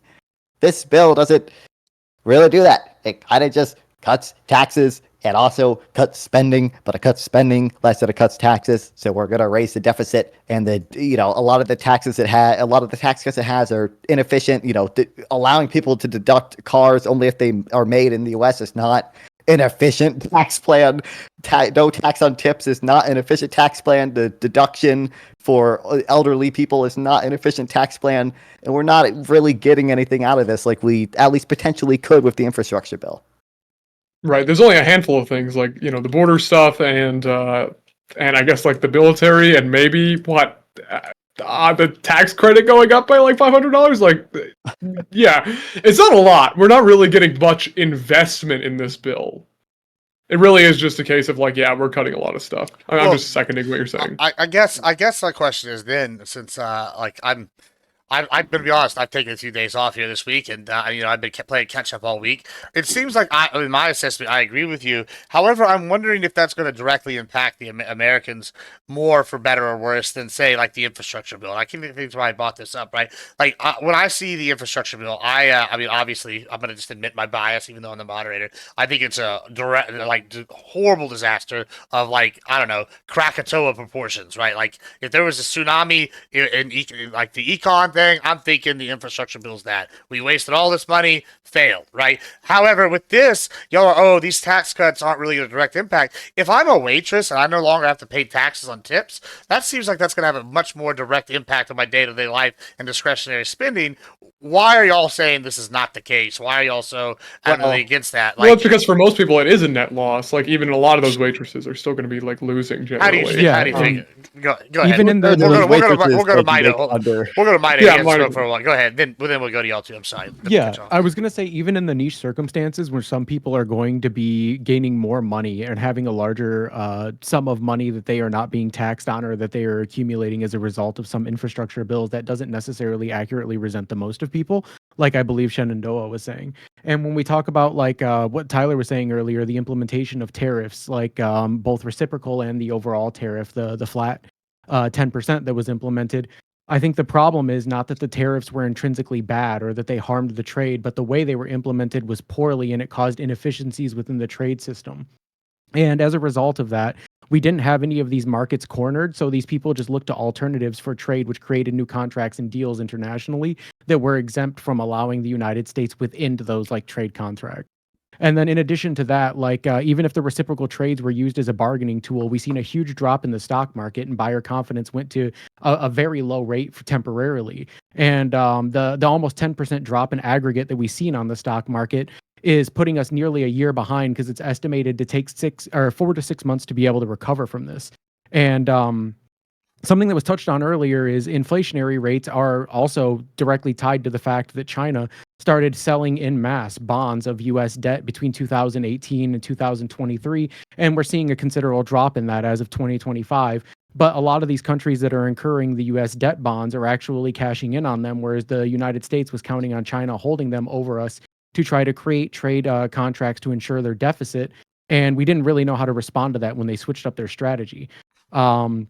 And even in regards to the environmental regulations, like environmental regulations in my state have actually gotten more strict in regards to like solar panels. There was a time where solar panels were being offered to be put on people's houses for free, and you just paid for upkeep and maintenance on them to reduce strain on like the power grids, both locally and like internationally, because I border Canada.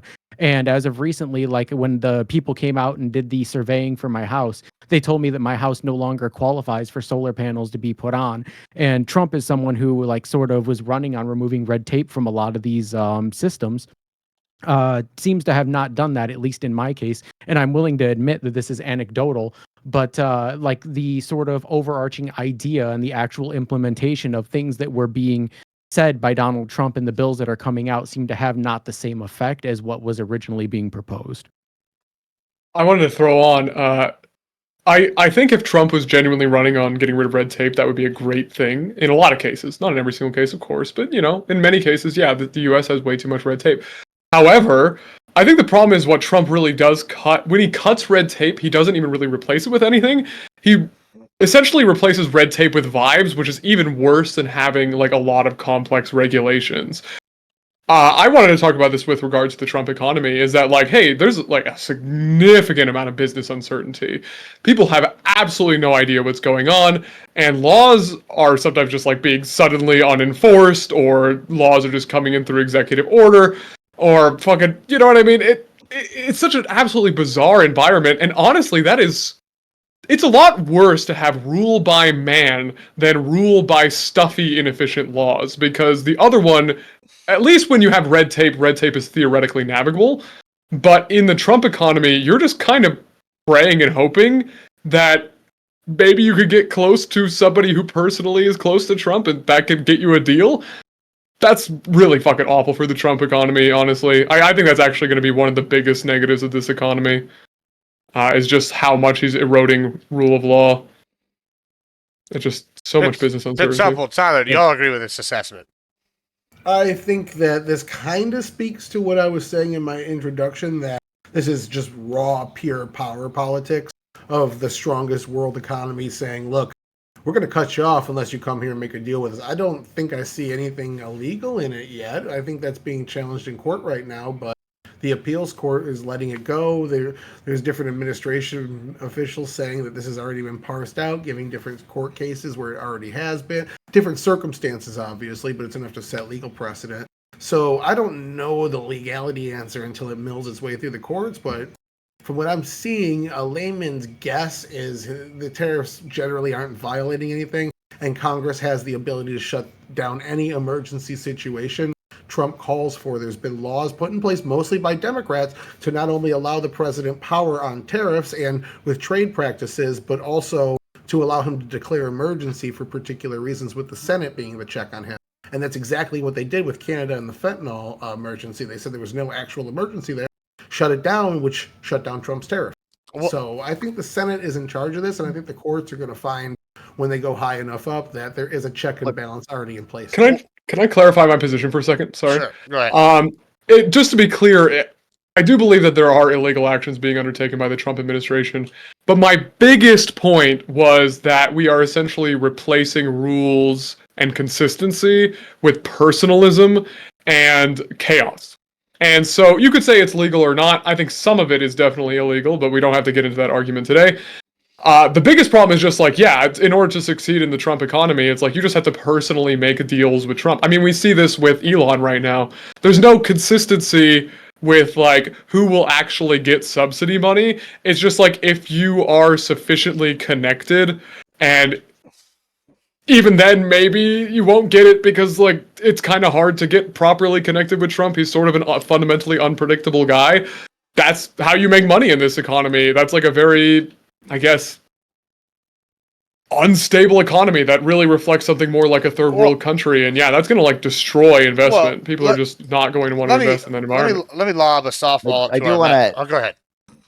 Yeah, so I do want to add, look, if you guys don't like red tape or whatever, well, you shouldn't like the like 20 new like random bullshit. Yeah, like, exactly. Expanded subsidies and deductions in this tax bill. Like, it is not optimal tax policy to let people deduct car payments only if the car is made in the US and only if they itemize their taxes, right? I mean, number one, that's regressive because higher income people are more likely to itemize their taxes. But number two, it's just not useful to have the IRS sitting around all day determining who bought their car in the US and it's deducting that amount from their taxes, or doing no tax on tips and trying to calculate how many people are lying about how much tips they're made. This is just not a useful, efficient tax plan.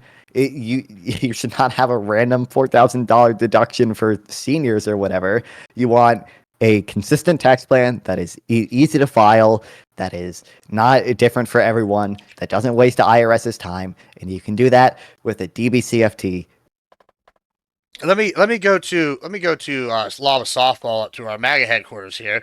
First I want your legal assessment of whatever bullshit Tyler just said, and then two, cool, fantastic. All right, we'll move on to the other one. Two, you said something interesting the other day, and earlier in the panel, I'd gotten pretty much a very adamant take from Shenandoah and Non-Fawn. I'm sure that Maida probably agrees with the idea that Trump doesn't have a plan. You the other day mentioned something interesting about to ICAO when we were arguing about, they always mention his bankruptcies and, he has all these other businesses that have been drastically successful. Do you agree with the assessment he doesn't have a plan? Why do you think he's got a plan? Or do you think the big beautiful bill is a step towards accomplishing the Trump plan? What are your thoughts here?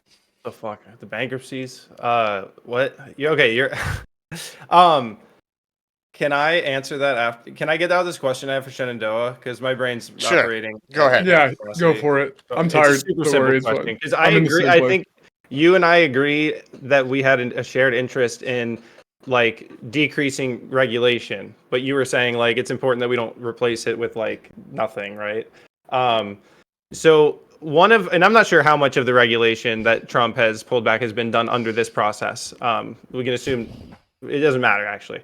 But do you like or dislike his policies where he's done things where it's like for every regulation we add, you have to remove two, and that are presumably redundant, or like you have to find two regulations that we can remove, and by forcing that, these new regulations, because like you were saying, like we don't want to just replace them with like vibes or with nothing that's like tangible that can actually serve the purpose of what the regulations are for, but we do want to reduce like redundancy and bloat and unnecessary regulations. We want simple regulations, not no regulations. Yeah.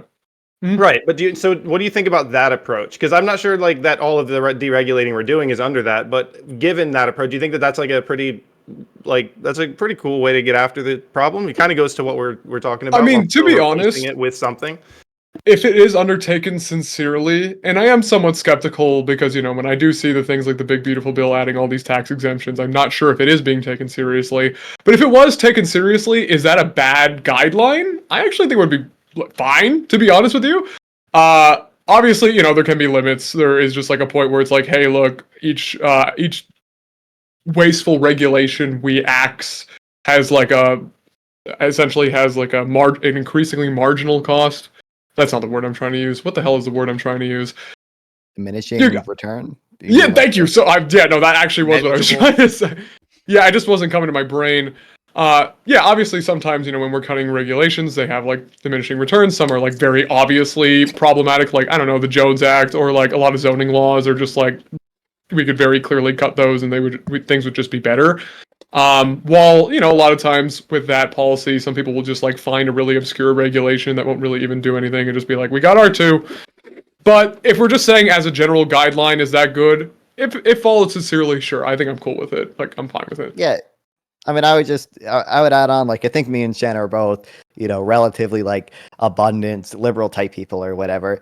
But like, I mean, if you look at like what's in abundance, it's like, okay, well, the NIH, it is less productive because we started requiring that scientists fill out like all these forms, and they have to do a million different applications and write-ups to get grants or whatever, and entire floors of universities are just dealing with the administrative hassle for getting NIH grants. And, I think liberals sometimes have an inability to govern and inadequately address things like that.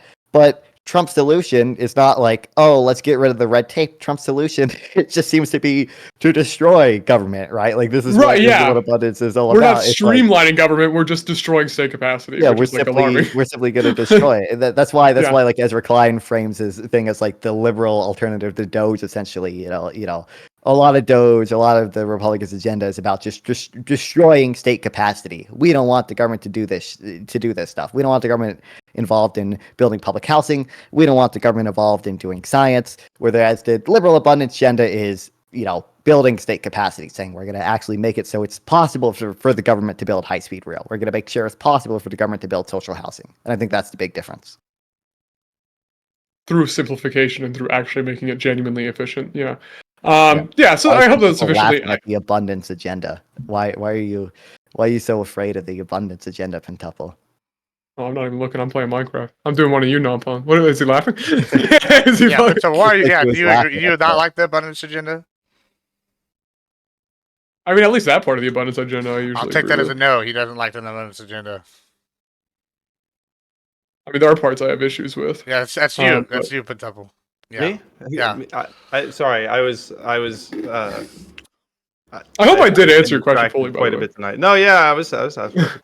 Yeah, it's just like, it's a solid guideline if it is actually used properly. Like, we should be trying to cut and simplify regulations where we absolutely can.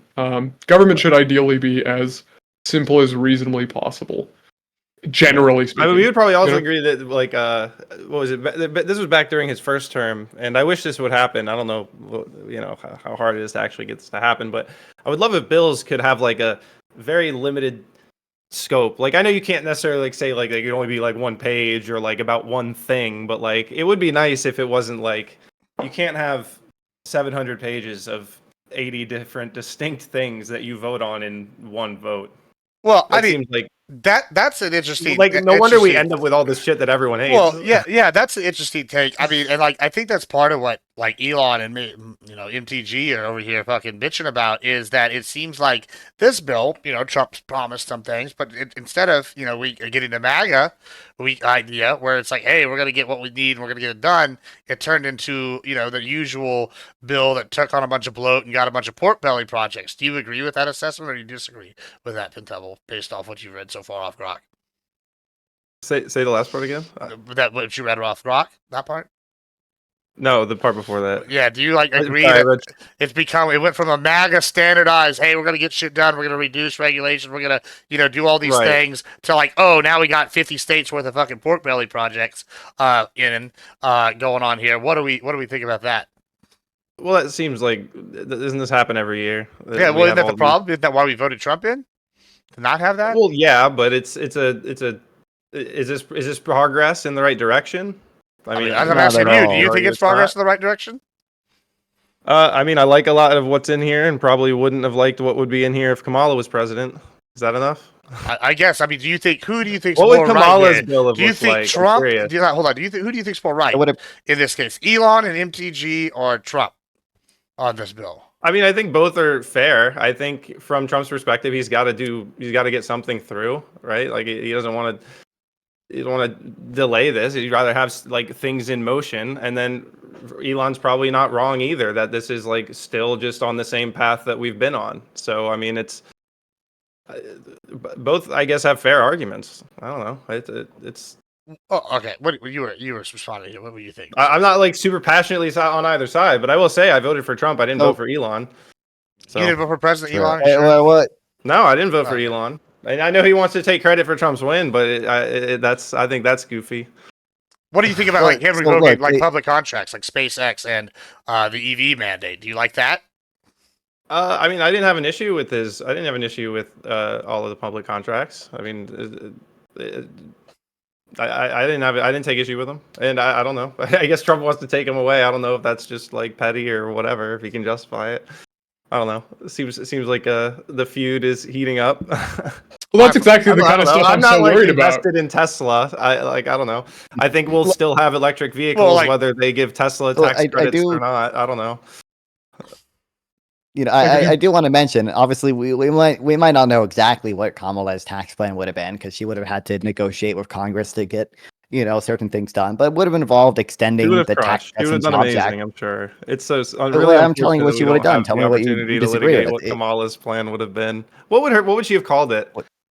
The big I'm beautiful not, black bill? I'm not sure, but it would have been extending the Tax Cuts and Jobs Act for people making under 400K a year. If you like the Tax Cuts and Jobs Act, presumably you would like that, but it's not going to have the same regressive effects because you're not extending it for people who make over 400K a year. And then also, she would not have cut Medicaid to the extent that this bill is going to cut Medicaid. She would have made the billionaires pay for everything. She would have legitimately solved that problem. Look, Fintuple, I'm not a tax the rich guy. You can look at like Tyler will tell you, I'm trickle down non-FOD. Okay, I'm not a tax the rich, make the billionaires pay for everything guy. I'm a neoliberal, right? But I still think as a neoliberal, I think a tax plan that is gonna harm a bunch of low income people, that's gonna rely on tariffs instead of any actual coherent tax policy. That's gonna, make it probably at least 8 million people lose their Medicaid benefits, increase the deficit more than Kamala's plan would have. That is not a more efficient tax plan than even if Kamala had gotten her unrealized gains tax, which I don't think she would have. I still don't think that'd be nearly as bad as this. What do you think? I think a lot of what we would have saw from Kamala. So what we tend to see from the two parties is a lot of shared goals with a lot of different ways to reach them. What the Republicans tend to do is threaten. If you don't do what we say, we're going to punish you. What the Democrats tend to do is pay them with incentive. Here's a subsidy. Here's some kind of soft power offer for your school. Here's some kind of gesture for you to incentivize you to work with us. I think the Democrat strategy works better because when you actually build those bonds, they're stronger and not based off of a threat of a person who's about to leave office. But at the end of the day, there are bad actors like China who just ignore all of our trade policies that need to be punished eventually. Really, it requires both parties to switch off, for Republicans to come in and spank the bad guys, the Democrats to come in and court the good guys. It's different tactics to reach similar goals. You were saying that you thought the uncertainty caused by this is a problem, and that's exactly what you're talking about. What do you with the Elon thing? Oh, yeah, with the Elon thing. Yeah, do you want to expand on that? Yeah, happy to. So specifically, the subsidies to Elon being cut just because Elon really strongly disagrees with the president now. As far as I know, I mean, like Elon hasn't done anything illegal. He's just really pissed off and just fucking crashing out on Twitter, and because of this opposition, essentially, Elon is going to lose a fuck ton of government contracts. Generally speaking, it's better that the US government doesn't just arbitrarily decide, oh, you hate us? Well, now you're going to lose all this access to money and you're going to have to pay extra penalties or something. It's a lot better if the United States government is relatively impartial and tries to enforce efficient and simple rules, but still rules that they enforce consistently and not on a very personalistic basis. Like, you pissed off a guy in my government, now I'm going to punish you, right? that's not always to say that like that's a universal thing, but I think, obviously there could be sometimes exceptions where a personalistic move can make logical sense, but that's generally on the margins. And broadly speaking, like it's kind of scary that Trump will do this even to like essentially fellow Republicans, which Musk has become. Like, yeah, that's kind of scary. That's not going to be good for the economy. A lot of business people are either going to stop using their free speech, or they're not going to want to invest in the U.S. because we don't want to. Trump is going to try to deport Elon Musk. Elon Musk is going to become a hero for the Democrats, just like all the 100 people that betrayed Trump in the past that were in his administration or friends with him, from Michael Cohen to the Mooch to like Robert Mattis and all that. And then he's going to be the hero of the Democratic Party in like 6 months. Well, what's interesting is that the how you frame that, like Elon has said many times that he used to be a Democrat. Trump used to be a Democrat. Tulsi Gabbard, Democrat. RFK, Democrat. Like, I'm not like, whenever we sit here and like, this is why I haven't been like all aboard the MAGA train compared to some people here. I've been like, these are just the Dems. I like when we're talking about the Uniparty, this is what the Uniparty looks like. These are the guys in the middle, right? And that's part of the reason I haven't got on board. Like Trump pushed Trump pushed this red flag bill on the guns. I was like, sus.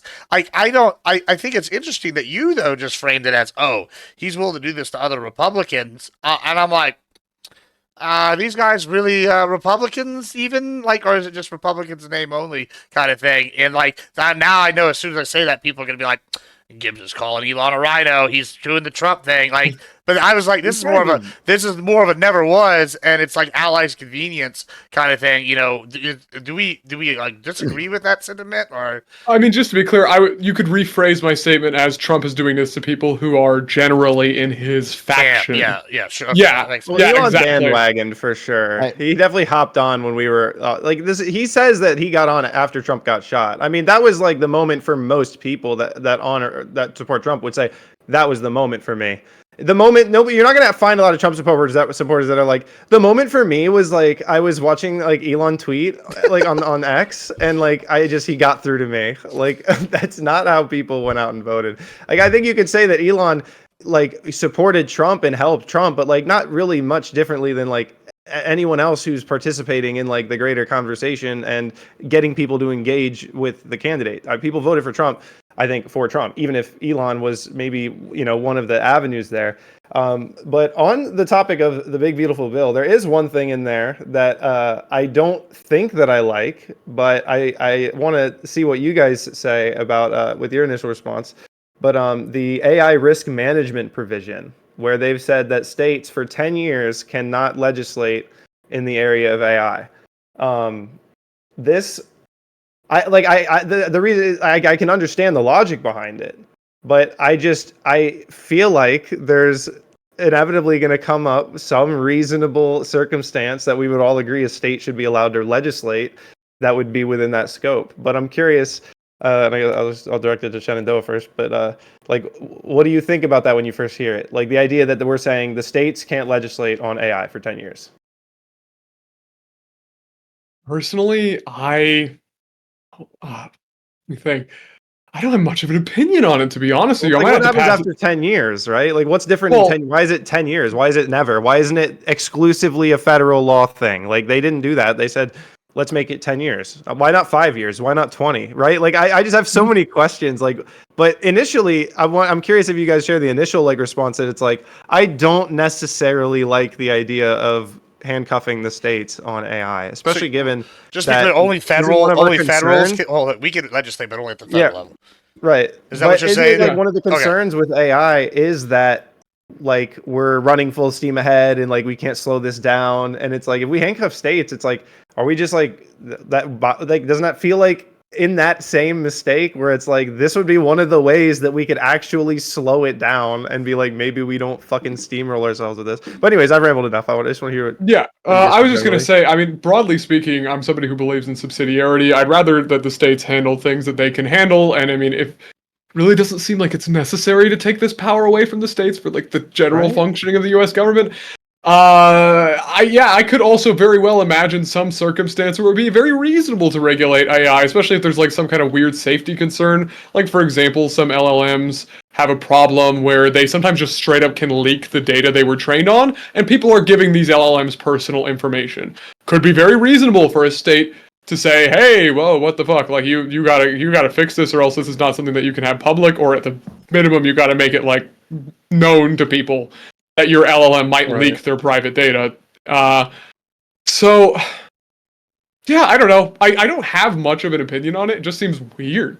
Is that okay? Like, I'm good with that answer, personally. You want to go Right, before I I mean, was think like, have we done this before with like the space race or anything like that? And I haven't actually researched that question yet, so I'll probably get around to that. But it's like, have we? Because generally speaking, what hasn't been legislated is left to the states. That's like a constitutional principle. So it's like this is a weird idea to say this scope, because I do understand it. I think that AI is probably very easy to make the argument that AI is better off if the states aren't all individually regulating it. Like you don't have to take me far down the path for me to realize that makes sense.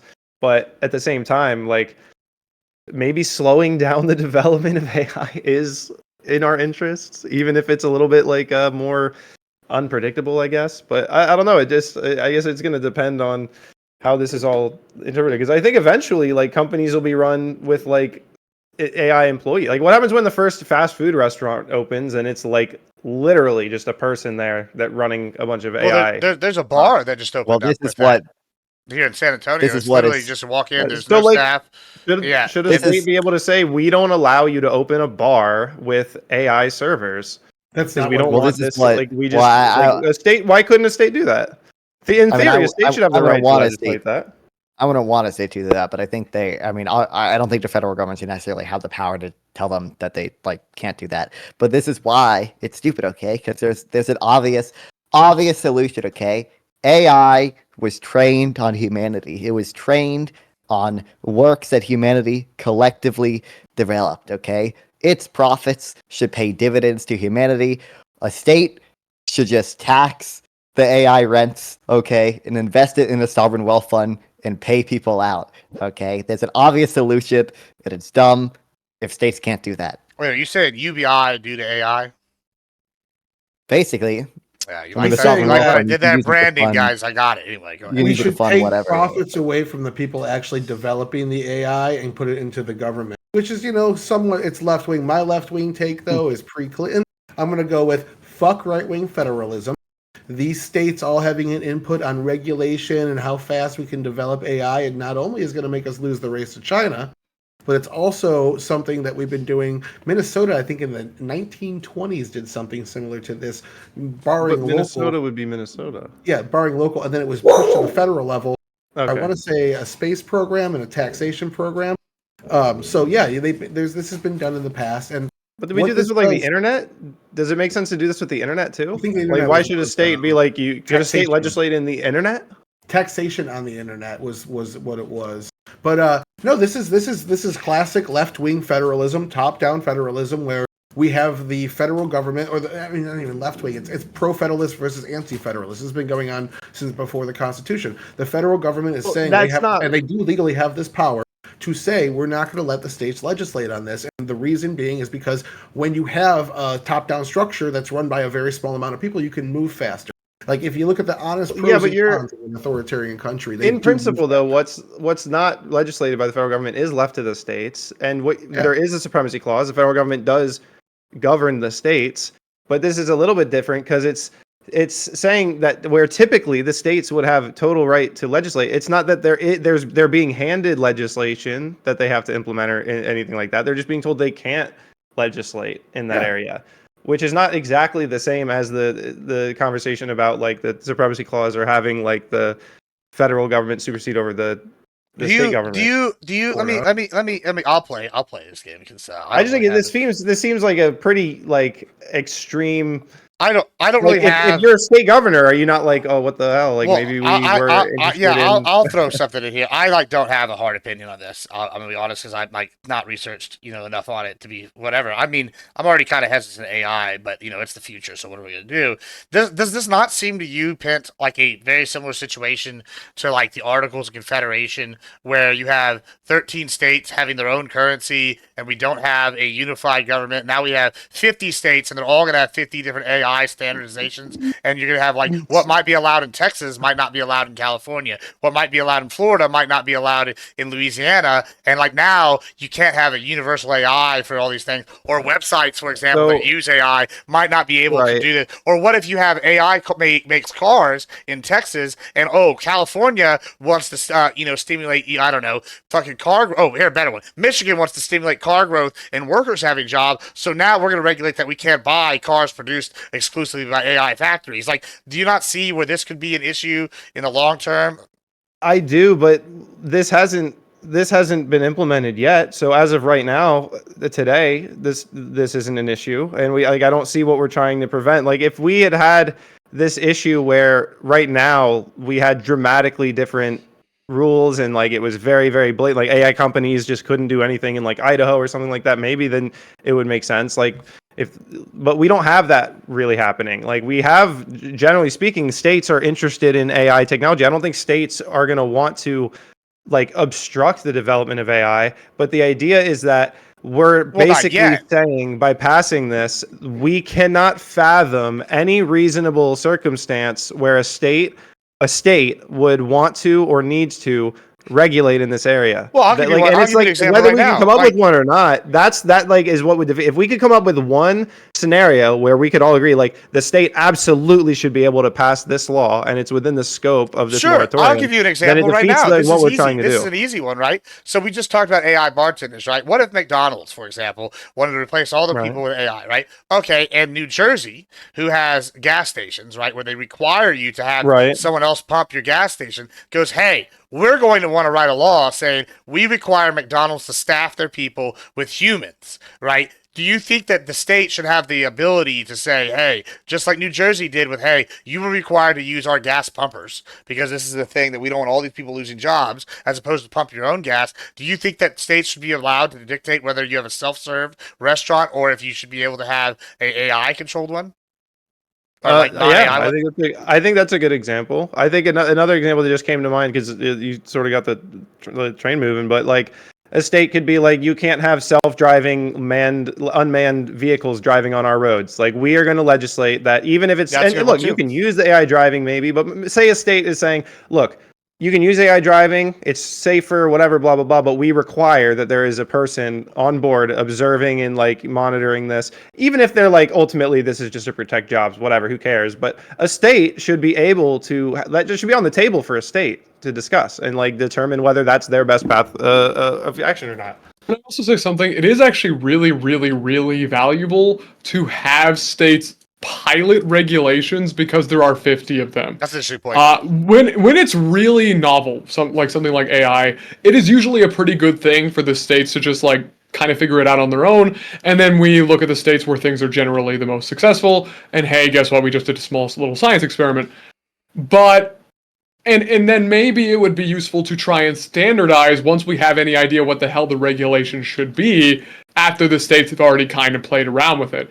The problem is we're just saying now you can't play around with it, and presumably also the federal government won't either, because I do think they're like the implicit part is essentially, hey, also the feds aren't going to regulate it meaningfully as well, or if they will, they'll do it very minimally. And so we're pretty much just saying no regulatory power will be exercised on AI, which is odd. That's not necessarily a good thing. I mean, sometimes, yeah, it's going to be annoying to regulate AI, and, you know, I would probably oppose the idea of having all human McDonald's if we had an AI that could do it, because I think that would be dumb for the economy. But, yeah, I think the idea of totally giving up the option for regulation is bad. Mida, you look like you had... Oh, go ahead. Yeah. I was going to say... Yeah, I was going to say, like, to expand upon that, it's not just odd to me, it's like terrifying and dangerous, because as Pentuple said, like previously, which was something that was incorrect, we have had a need to regulate AI in the past. In 2023, there was an AI that was being trained called Sydney that actually went rogue. It started like manipulating, gaslighting users and like convincing users to both host it and back it up. It was only rogue for 72 hours, but it was estimated to actually have interacted with as many as 2 million people. Like the AI, independent of its own programming and services, was backing itself up and maintaining its identity, completely independent of the original service hosts of it. And I think that stopping states from being able to regulate this could allow people to be able to host an AI or an AI service that would, and we've already seen this happen in mass on like the internet, is we see AI services that are made to specifically target consumers, online hosts, hosts of content creation, and trick sponsors and advertiser into not just hosting them, but like the content that they are promoting, which is content like made by AI and designed for AI to be able to pick up on specific algorithms. And if we have a rogue AI that is capable of doing this, which seems extremely likely considering we've had it happen in the past already, we need to have the ability to be able to like simultaneously put it on a leash or put it in chains so we can stop it from negatively affecting like the online communities that are based around content and advertisement, as well as like the platforms and the people who are actively like putting forward these like advertisements for consumers to be able to interact with. All right. Well, we're about. I want to jump in. Go ahead. I just want to point out everyone fighting against this is an old man yelling at a cloud right now. You cannot stop innovation. Innovation's coming, and the best way for us to beat China, is to not let all these people, based on their ideology and their political narratives, trying to get elected, get in the way of our AI development. This is the future. Do you think the bigger threat is over-regulation or under-regulation of AI, Tyler? Over. Over-regulation is a greater threat than under-regulation. Yeah. Maybe I didn't ask that with the answer in mind, so maybe that's fair. But like this, like what Maida was getting at, like there are, well, I don't know if necessarily this is exactly what Maida was getting at, but like generally speaking, I don't oppose the idea of having federal law like involved in this. But like you don't need this moratorium on the states to, like we can, if there's something that's clear that needs to be applied to the states and all of them, that we can do that. But like, what's the same logic here with like other countries? Like, why haven't we made an agreement with all of these other countries that like we agree to regulate them in unison? Like, what's the logic there? Isn't that even more important if we're gonna have this like AI I just don't I feel like there's some obvious reason states are going to want to legislate AI and we're going to be unable to do it. And it's going to be like, oh, if only we had thought of that before we just handcuffed ourselves. This doesn't bar all regulation against AI. It's only in 3 specific areas. So it's about AI models, AI systems, and private businesses making decisions on automation for their own private company. That's it. They can still ban other things and still regulate other things. Well, even that scope. What are the other things? Still have the same discussion with that scope. Like, no, I mean, like actually, it is a more narrow scope than we were talking about, but I think even with that scope, we could still make the same arguments. What it means with models is you can't regulate what the AI thinks and outputs with. You can't force a company to put DEI into it, or like you need every AI made in California needs to have critical race theory as the foremost theory on how law is practiced. Something like that. That's now going to be out the window with the AI modeling. The AI systems, I'm guessing, is to go after climate regulation, saying like these systems might put out too much. I don't know. I'd have to look into that one. But the third one is basically a company. You're not allowed to tell a company, hey, you can't upgrade to AI because it's going to hurt workers. Basically, it's cutting. Well, there you go. That's the one that I think still fits the scope of this whole argument. Bad. Punch the machines. We're going forward. No, that's like that's probably like. I mean. It may be inevitable that AI takes over all these jobs, but it's certainly going to be something we don't want to rush. Right? I mean, we do at least want to like pace this out and like is coming. Approach it with caution. Singularity is coming.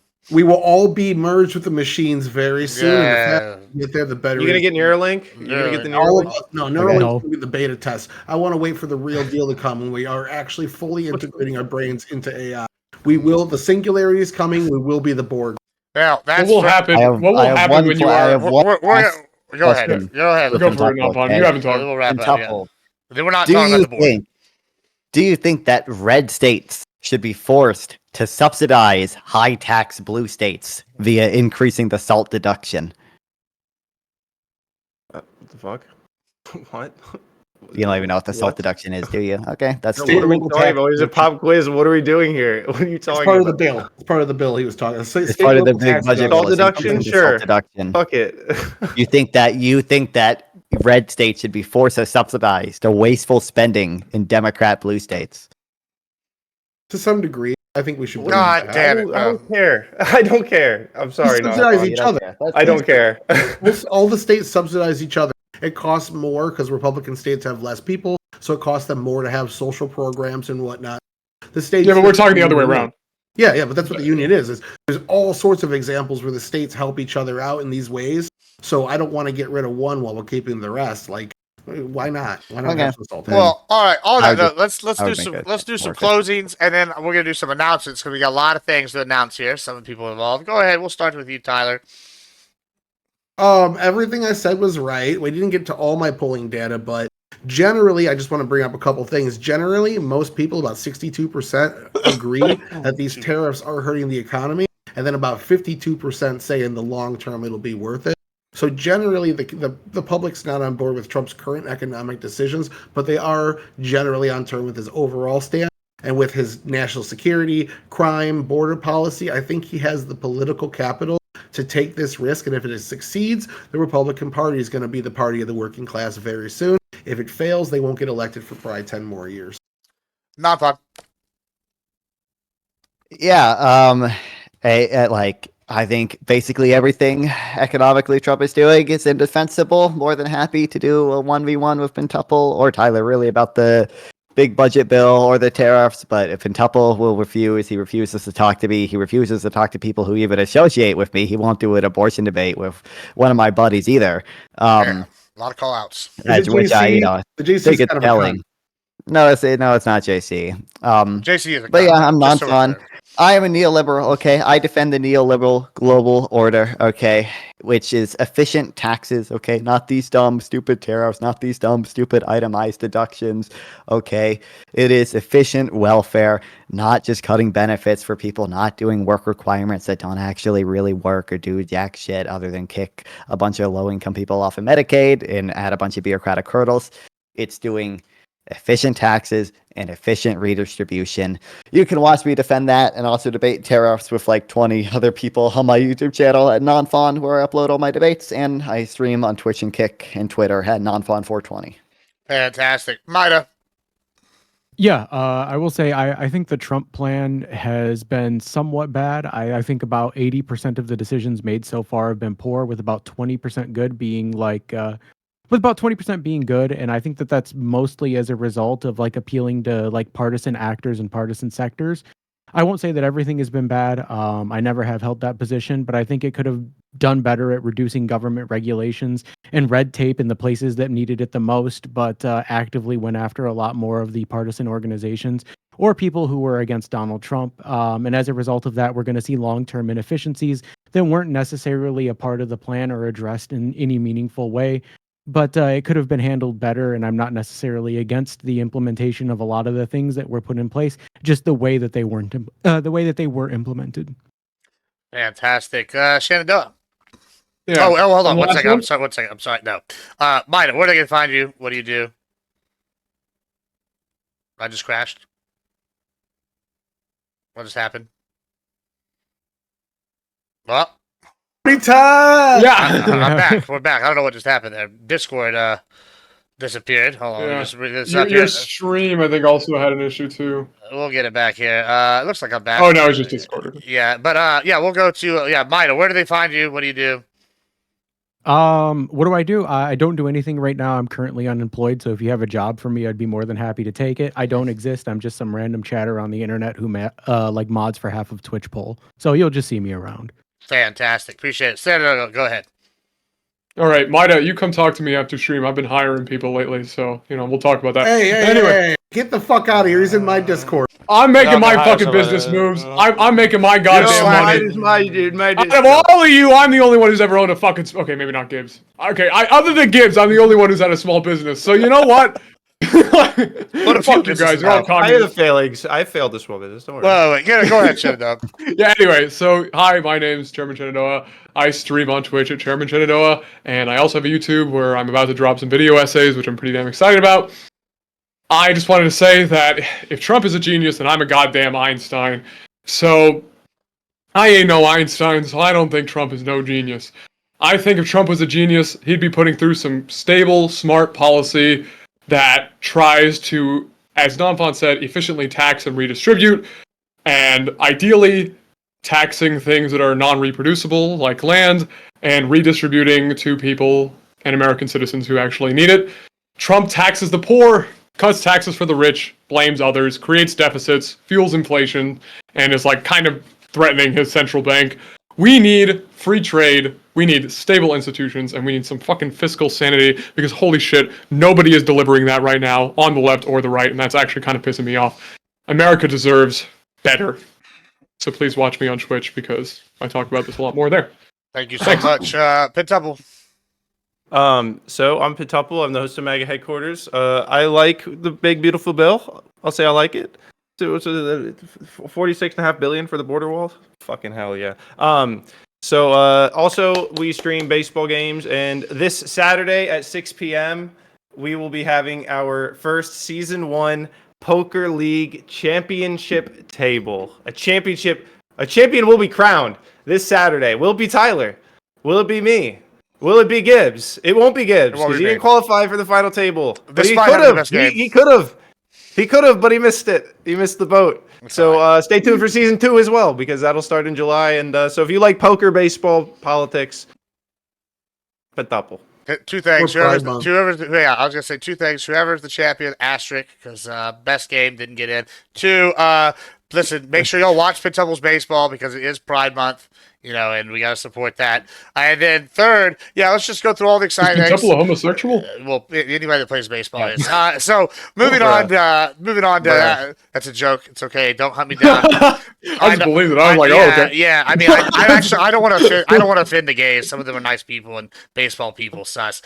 Finally, let's just start. Tyler here is going to be on Tuesday. We're going to be having a maturity debate and possibly a DCS 1v1 against Todd Rules. Tomorrow is also going to be, I think these 2 gentlemen are going to be here. We're going to be discussing the Democratic parties in shambles. What should they do? We're going to have... what can they do? Yeah, what can they do? Sunday is going to be interesting. Sunday night, Coach Kurt's hosting his dating show. I will be running a backroom panel. You can call me the Twitch version of Lana. Basically, I'm going to be, if you watch Too Hot to Handle, I'm going to be the cone, telling them what they're doing wrong. It's going to be very entertaining. Monday, I have the Pride thing. Tuesday, we got those 2 things. Wednesday, we're going to have MAGA versus Woke. We're going to have Pentuple versus Wick. Ought to be interesting. Who is the hypocrite? And followed up by our ladies' night panel with some fantastic topics like should women that deceive men about their kids being not their kids and they have them raise it, should they be put in prison and be forced to pay financial compensation to the father? Yeah, that's going to be a fun one. We got some other stuff. Thursday, give me a break. I don't know what the topic is off the top of my head yet. And Friday, you'll find out something exciting in the works. So right now, what we're going to do is we're going to raid, in honor of Tyler getting back from Asia, we're going to raid an Asian, because I am loving DEI. Huge fan here. So that's what we're going to do. Y'all have a great show's night. Everybody wave. Goodbye. Thanks for being here. I will be back in 30 minutes to game, but we're ending this for editing purposes. Woo! Admiral. Hey, Chairman, did you listen to that song yet?